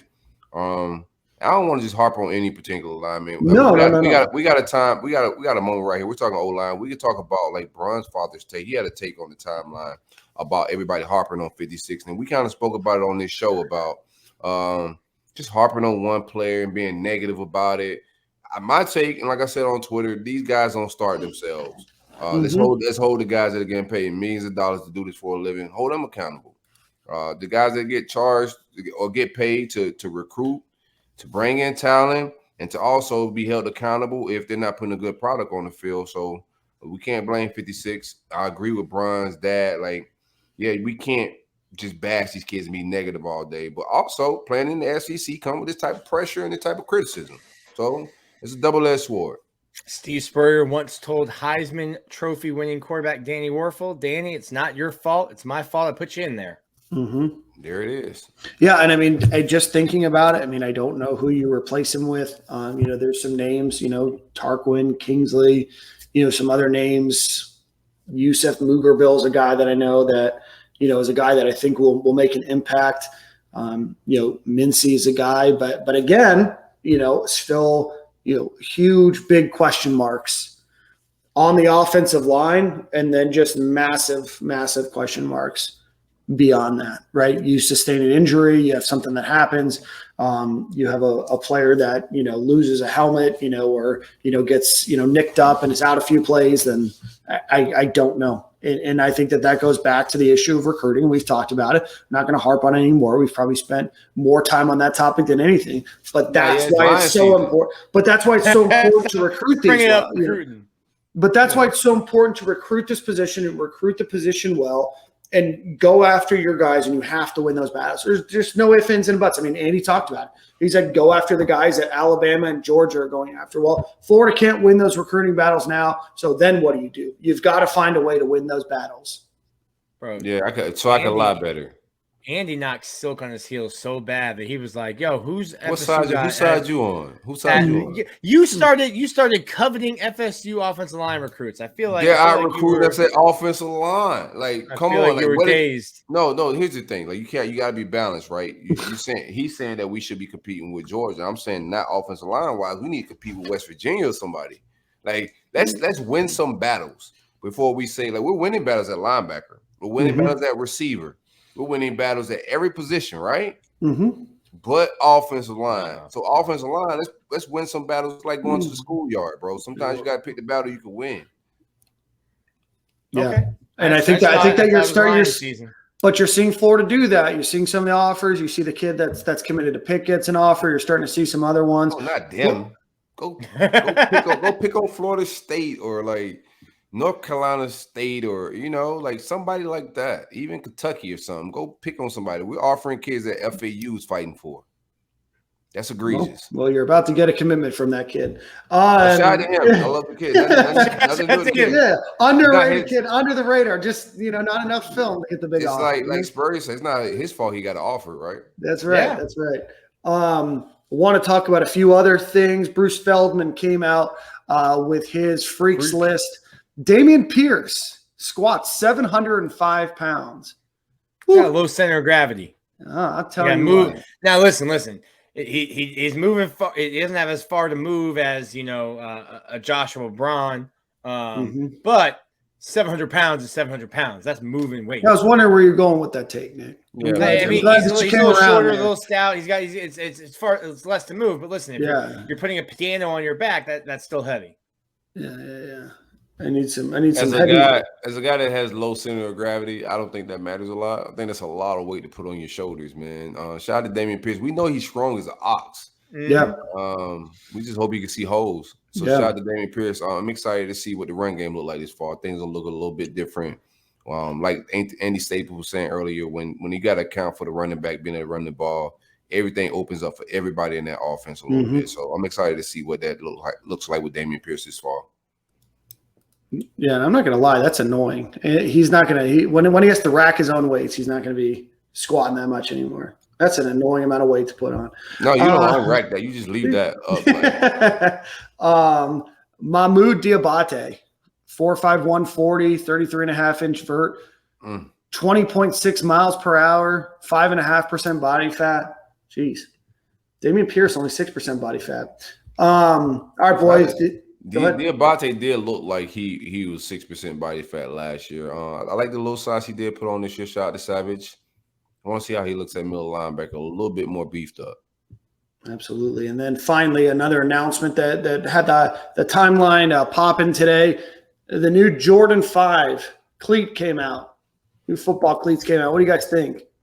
Big drip. They look beautiful. Yeah. Big drip. I like that. They gave him some Marshall's TJ Ross fake Jordan PEs earlier, just like regular sneakers earlier in the week. I saw Naquan Wright was kind of clowning them on his Instagram, but the cleats, the 5 cleats, that's the sauce. Speaking of things that aren't the sauce, though, I'm going to need Jordan to improve their coach's polo. Yeah. This is, I believe, 4 years in a row that they have delivered just absolute trash to the fan base. So I'm going to need Jordan to up their collection on coaches' polos over there. I can see that. Jordan's wary of that type of stuff, polos and jeans. He's not. That's not his bag. So it's just whack. It's whack. All right, boys. Any other football takes before we get into buy or sell? You'll be able to get more takes off. But first week takes. Camp takes. I just need the media boys to stop putting whiffs on the timeline. You know what I'm saying? I'm trying to lie. I can't get my lies off. Y'all got a bunch of whiffs on the timeline, man. So just keep the whiffs off. No more takes. What are we whiffing on? No, the offensive line whiffs. I think that's what got Braun's dad. Yeah. See, people gonna have takes, man. Y'all know what y'all be doing. Y'all put. I don't know. First of all, the school did one of them. First off, that's what I said. It's like North Korea. This is like the state media. If the media were out there, if we were out there and they're not controlling what we're videoing, you'd see even more of that. So that the state media is putting out whiffs. That Nick, I'm going to need you to stop calling them the state media on this podcast. I like that. I'm going to need you to stop doing that if we're going to keep our favor. With some of this stuff. All right, boys, let's get into, you know what? Before we do that, I'm glad it's equal opportunity amongst all schools because we had the opportunity to clown on FSU and Mackenzie Milton's duck that went flying through the air today. I am encouraged. The only game I got slated on my calendar this year is Florida State. Bringing the kid, all that. We ready to hang out and watch this embarrassment. Yeah, who knows? They might be putting Silk's kid in there at safety towards the end of the game to pick up some of those ducks. That was so genuine. I am encouraged by what I've seen in Tallahassee. I really am. Because they've been doing, like, of course, they've been making little splashes on the recruiting trail, but I've been warning the Gator fans the game's got to be played. Oh. And so camp has started. I'm starting to see, like, this JV team or this, like, Pop Warner squad. They got trying out there on the field like my son's flag football team. Like, it looks goofy. So I'm just like, yeah, that's right. Like, we are a terrible football team. And we get to have fun. Now our fun starts, you know? Yeah. They ducked the fade last year, too. That's right. Right. 8 months of not seeing FSU on the football field. All of a sudden you see them again, and you're like, oh, that's why they won 3 games last year, and sure as hell they might do it again this year. Shout out to the quarterback play, man. I like that little pop fly that they threw. That was nice. All right, real boys, good stuff. Let's get into our buy or sell thing. Before I do that, let's give a shout out to our friends over at Prize Picks. Thank you guys so much. A number of you guys have already signed up, so we appreciate that. Check out prizepicks.com. Use promo code SG. They'll match dollar for dollar for you. Parlays, all that kind of fun stuff. Prizepicks.com. So we're starting a new thing where we are going to post our buy or sell on the Twitter timeline. So look out for that every Monday morning at probably around 9 a.m. And then we'll have the poll going right until the show starts. So first buy or sell. Florida passes the ball 55% of the time. You guys buying or selling? That's going to be a sell. Whoa. Oh, very good. I love there we go. Go ahead, son. I think it's 2021. You got to throw the ball, regardless of how much Dan wants to run the ball. I think to keep pace and what college football is today, he's gonna have to pitch it around the yard a little bit. So I'm buying it. Back to what Andy was going with. I think Dan, I think Florida's running game really has the potential to be special this year. And then once you get into it, and if it's working, if it ain't broke, don't fix it. I think we'll be close to 50-50, but I think it'll be more than 50% run. I'm going to go with Silk. I'm going to think it's going to be somewhere between 55-58%. I think Kyle Trask was about 60 last year. I think that Emory Jones, has a better arm. It was like 57% last year. Okay, so then I'm going to go between 55 and 56. It's not as much as last year, but I don't think that Emory Jones was really put in a position since he's been at UF to have to throw the ball when he has. I think he's done well. I think he's going to be around a group of players that he's comfortable with. They have a lot of chemistry, but even when we saw Emory Jones against Auburn and some other games where he did have to throw the ball, he moved the ball well in the air. I think he's got an electric arm. I think accuracy is something that he's been improving on. We don't know until, obviously the games start, but I think that Florida is going to pass the ball more than 55% of the time. And I think part of that might even be because they have to because of the offensive line. 69 #nice% of the Twitter voters went with me. They sold. Twitter sold. I sold. Yeah. So you've been pushing this negative energy in the fan base, Dan. Listen, hating ass Nick, that's fine. I'm just saying. Yeah. I'm just saying they agree with me. The Twitter timeline said 31.1% buy, 68.9% sell. Broke all right, guys. Not buying nothing. They broke boys. They're not playing with house money like we are. No. Spent all their money on home field apparel. Now That's they're right. selling this week. Yeah, shout out to Ryan, who's still waiting for his his gear in the mail. I look forward to his daily updates to see if he got it. Elijah Blades plays 40% of the defensive snaps or more. Buy or sell? I'm buying that if he's healthy. Okay. Nick? Yeah, I'm gonna buy it too. I'm not like super huge on him in terms of like being great, but like what Silk was saying is he provides depth. I think he's a veteran player as well. And if there's an injury, to other people in the secondary, I think he's a guy that can step in right away. Although I would like to see Jason Marshall, if I'm being honest. Well, I think you're going to see Jason Marshall. I'm going to sell. I think that Elijah Blades gets probably 30-35% of the defensive snaps. I think that Jason Marshall is going to start over him. I think that there's some other players that are going to eat away. I think that Elijah Blades not coming onto campus until later during practice is going to probably hamper his time at the beginning of the season. Fortunately for Florida, they have USF and FAU at the beginning of the year, but they do have Alabama in there. So we're going to play Elijah Blades a ton at the beginning, or he's not going to probably play much until after that Alabama game, which I think might throw that number off. So I'm going to sell that he gets there. Elijah Blades playing more than 40% of the defensive snaps. 55.6% of you agree with Nick and Silk, pardon me. Shout out to Nilk. Nilk, yeah. And then sell 44.4%. Next, buy or sell. Florida will have a top 30 passing defense. Ooh, I'm selling that a little bit, man. Come on, it's Lion season. I want to buy it, man. If I can't, I gotta watch how I spend my money a little bit. I want to buy it, but I gotta see what's up with that other corner spot because whoever's over there, that depends. The season depends on them, right? They can get a lot of action, a lot of heat. Still concerned about my star position. I am excited. I do want to talk about this. I am excited to see DeJuan Black getting some reps with DBs. That's making me warm and fuzzy inside a little bit, guys. I'm gonna buy it, and I think it's not, hating ass Nick. Here we go. I'm buying it. I think it starts up front. I think the front seven has the potential. Top 30 is high. I think the top 30 is high, but I think the front seven has the potential to be nasty, and that trickles all the way down to the secondary. So I think. Maybe I'm higher on the front seven, and that's going to make it easier on the secondary. It's hard. Last year, you had to cover a guy for 6-7 seconds, and not a lot of guys in the country are doing that. I think it's going to be much different this year from the front seven standpoint. So I'm going to buy that. Wow. I'm going to sell. I think that Florida's going to be vastly improved. They were ranked 100 last year. I think that 30 is high. I think that they're paying some pretty prolific offenses. They got some good teams. I think that those numbers are going to be helped out by playing FAU and Samford and some of these other games. But I think even in those games, these stats count, right? Like Florida's blowing a team out of the water. All of a sudden they're going to start throwing the ball against your, second and third string. I don't know. I think that 100 to 30 is a massive leap. Right. I think that if Florida's in the 40s and 50s, they're still doing quite well because I think that they're going to be a good run stopping program, because of that front seven that Nick mentioned. But to jump from 100 to 30, it's a hell of a leap with a potential true freshman starting at cornerback and, a transfer that you're going to rely on that's at his third school in 6 years. I don't know, Nick.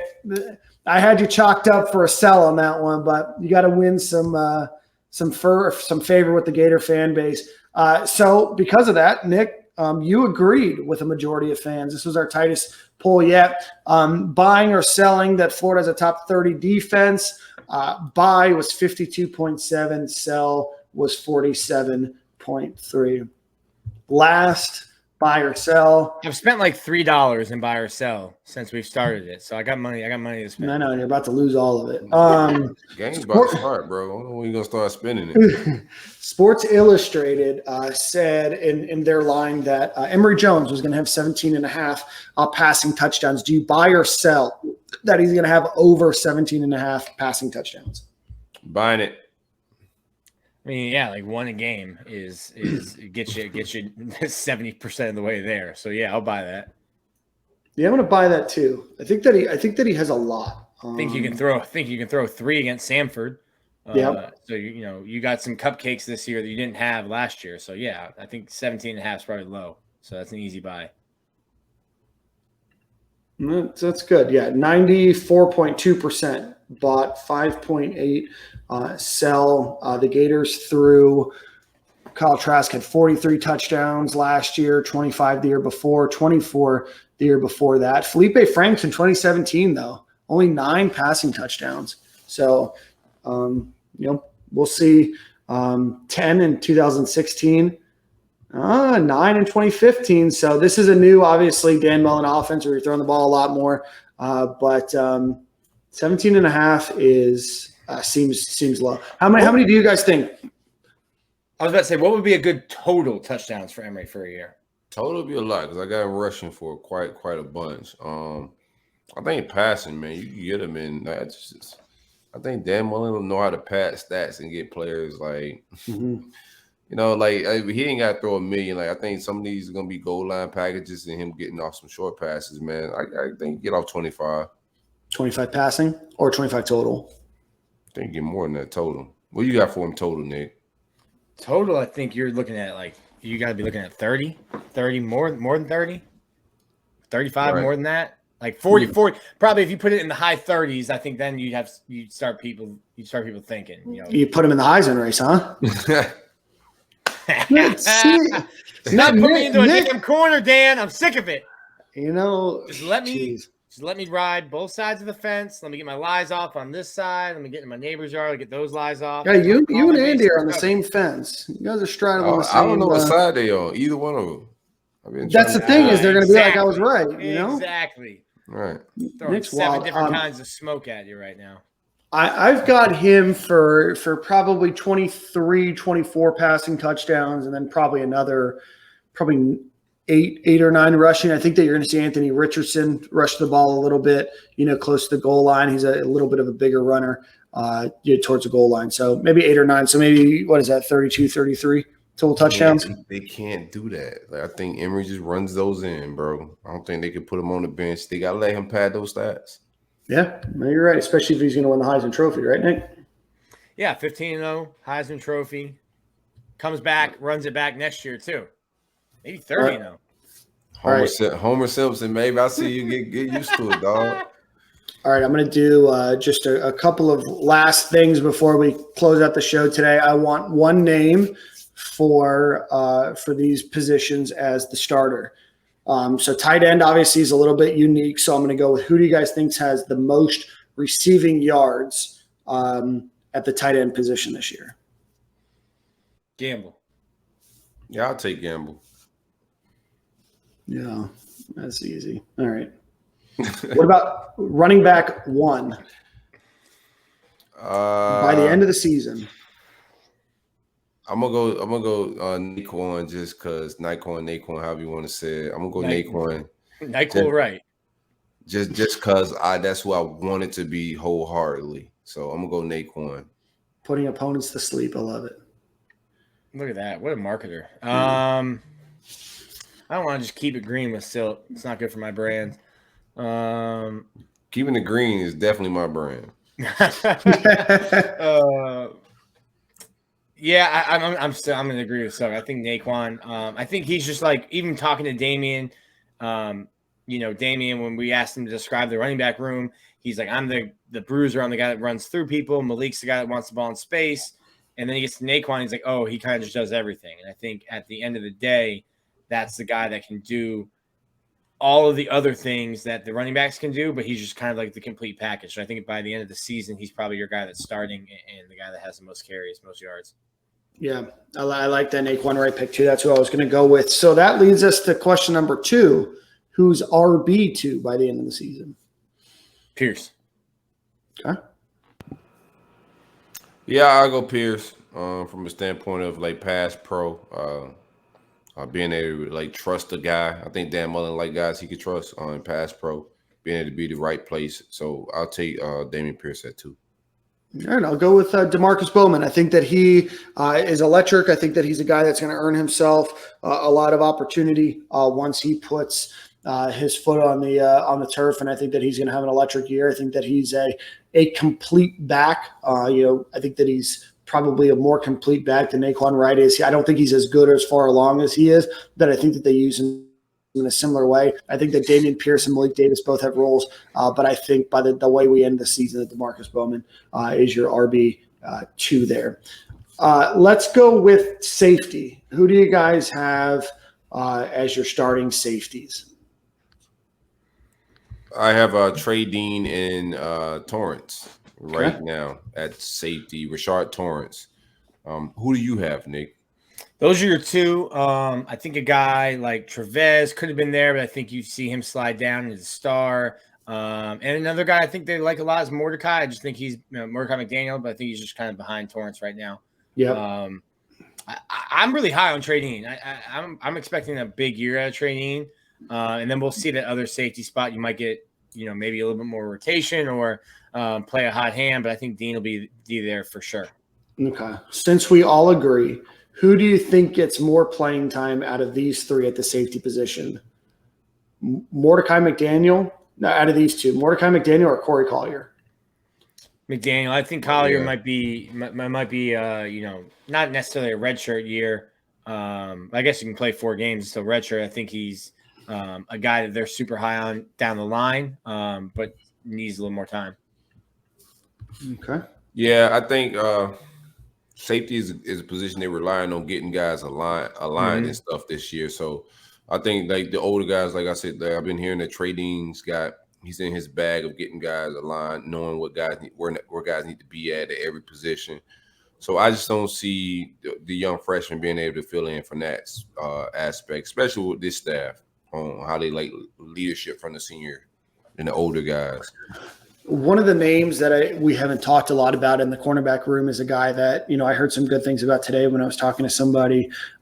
Is Jadarius Perkins, the transfer, I guess we'll call him from Missouri, for sure. But we'll say, Gulf, where did he go? Gulf Coast, Mississippi Gulf Coast. Between him and Elijah Blades, who do you guys think has more snaps this year? Perkins. I agree. Perkins. All right. So Silk, Nick, you guys both bought that Elijah Blades are going to have more than 40% of the snaps this year. Now you guys both just said that Perkins and I think they got Perkins penciled in at nickel or something though, right? Yeah, that's where he's playing right now. So that's a crazy position because it depends on. I mean, basically nickel's going to be your base defense. I mean, that's just the way you're playing right now with offenses. And then that star position is so different depending on whether it's 3rd and 10 or 3rd and 3. So I think there's going to be more opportunity there. And we're talking, I should have probably just sold on Elijah Blades. No, I bet you didn't. It's Nick, Alex got it all squared away for us. You're indecisive shopper. I'm flustered, bro. I'm flustered. Yeah, Nick needs to get his takes in order. I surprise him. I don't put these on the docket to make sure that Nick gives us Nick. Milk. We gotta put that on a t-shirt. He's making us a couple. Yeah. I'm making you guys a couple. You guys are like Brangelina, No, this is not Brangelina, bro. Like we're making us a couple. There's no milk. Milk. So, all right, boys. So with that in mind, you have Jadarius Perkins at nickel, you have Kamar Wilcoxon, and you have Trevez Johnson all fighting for that nickel position. And DeWan Black. And DeWan Black, who we've been hearing some good things about as well. So of Right. those 4, who do you think gets the most? Rank them 1 through 4 in terms of playing time. So you have Perkins, Black, Johnson, and Wilcoxon. At any position, but Give me mark me down for DeWan Black getting the most snaps at the start. just playing time in general. Wow. I like DeWan Black. I think he's the better athlete of the bunch. I think he's ready to put his nose into like dirty business. He's versatile. He's everything that we want. And we didn't even mention Bernie, but who knows what he's playing this fall. But he's another name you might want to throw in that hat. But I think he's everything we wanted Bernie to be. A bigger size DB that can also kind of be versatile in run coverage or pass coverage. I like DeWan Black. I like the way he's looking in camp. He's looking like he's ready to get busy. Did you just call Amari Burney the great value, DeWan Black? I didn't say that. You did. You were reading the back of the carton there, I think. Nick is the only person that has the audio saying that. Right. Oh, man. All right, so Silk, you have having a bad night, Milk. Silk, pardon me. Silk, you have DeWan Black as having most playing time. So you have Perkins, Wilcoxon, and Johnson. Did you just call me Silk, or you? No, I'm going back to Silk.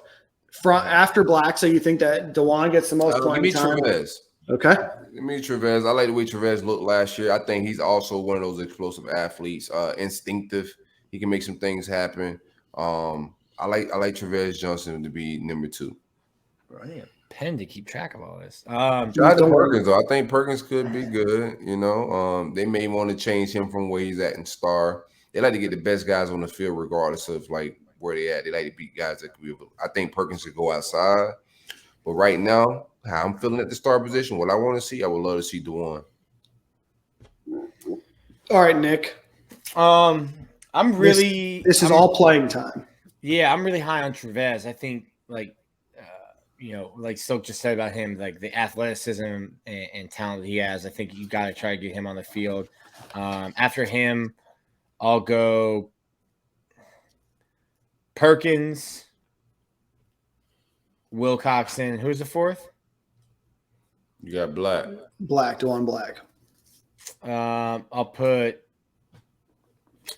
Shoot, I think I'll put DeJuan. I might put DeJuan last, just in terms of just getting into the playbook, just getting on the field. Like I think Wilcoxon had an awesome opportunity last year enrolling when he should have been, a freshman and a lot of time to practice and even got in some games. So I think just based on experience right now, I got to put DeJuan fourth. Okay. I think DeJuan's different. I think he's one of those athletes. I think he's different. He might be. I also know how this coaching staff likes to play their favorites. And like you said, they play the guys they trust. And DeJuan just hasn't had, not that they don't trust him, he just hasn't had the opportunity that the other guys have had to earn that trust. I think that there's something different about DeJuan Black and the way that they recruited him at both schools that he was at, stuck with him. He's a big Gator. I think that there's something more than just kind of the trust that you've seen build with this coaching staff on defense. I'm going to go with Trevez Johnson 1, Perkins 2, Black 3, and Wilcoxon 4. I think that they all get a lot of playing time. I think Wilcoxon and Johnson might rotate a little bit more to safety, but that's the order that I've got. So we'll see. We've got 25 days, 26 days, Nick? 26, Jeremy Crawshaw's number. They're good. And he's punting, from what I've heard, fine. Just fine. How dare you? Just fine. You. Silk brought us to the end of our show. Everybody's favorite ad read. Let's give a quick shout out to our friends over at Manscaped. And then Nick, start thinking about your song of the week. Yeah, it's time to take care of them balls. Be sure to grab that ball deodorant, order Lawnmower 4.0 at manscaped.com. Use coupon code SG at checkout for 20% off. The summer's still rolling. August is the hottest month in Florida. Don't let the folks fool you. I like July. July is the sexiest month. But the hottest month is August. So be sure to use your ball deodorant and keep them things trim and slim. Lawnmower 4.0 can be used in the shower, in the dark, on vacation. However you want to use it and keep them balls trimmed, they got you. Also, the weed whacker, keeping nose and nostrils clean. Also, your earlobes. Coupon code SG at checkout for 20% off and free shipping. Support your podcast and take care of the family jewels, fellas. Yeah, especially if you're straddling that fence. You don't want anything stuck in there. You know what I'm saying, Nick? Nick's on mute, so. Big facts. Big facts. I love it. All right, Nick. I almost said something. All right, Nick. Big facts, big sacks. So, Nick, your song of the week, my friend. Just heard this one today. It's called Beers on Me by Dierks Bentley. Oh, man. Okay. Features, I think my guy Hardy and Breland are on that, too. Dude, Hardy's the man. I mean, first time hearing this for sure. I've been rap heavy. I had to swing it back. Way back. It's a groove. I like grooves. Check out everybody's different music. It's fall time. Everybody dancing about to start getting into his demographic really good too. He gets country heavy in the football season. I don't know. This Dan is very music heavy. He's been on the bender, but he's I've got a lot of country music in my future. Concerts, songs for this show. Don't you guys fret. You got some great country music coming next week. You just don't give us no DJ Snake on here. No DJ Snake will ever be requested by Dan on the show. Fun concert, let down, different, sure. But all right, boys, same corner, same time next week. Same corner, same time. We're getting closer to football season. Let's lie. Already. See you guys next week. Really good show, fellas.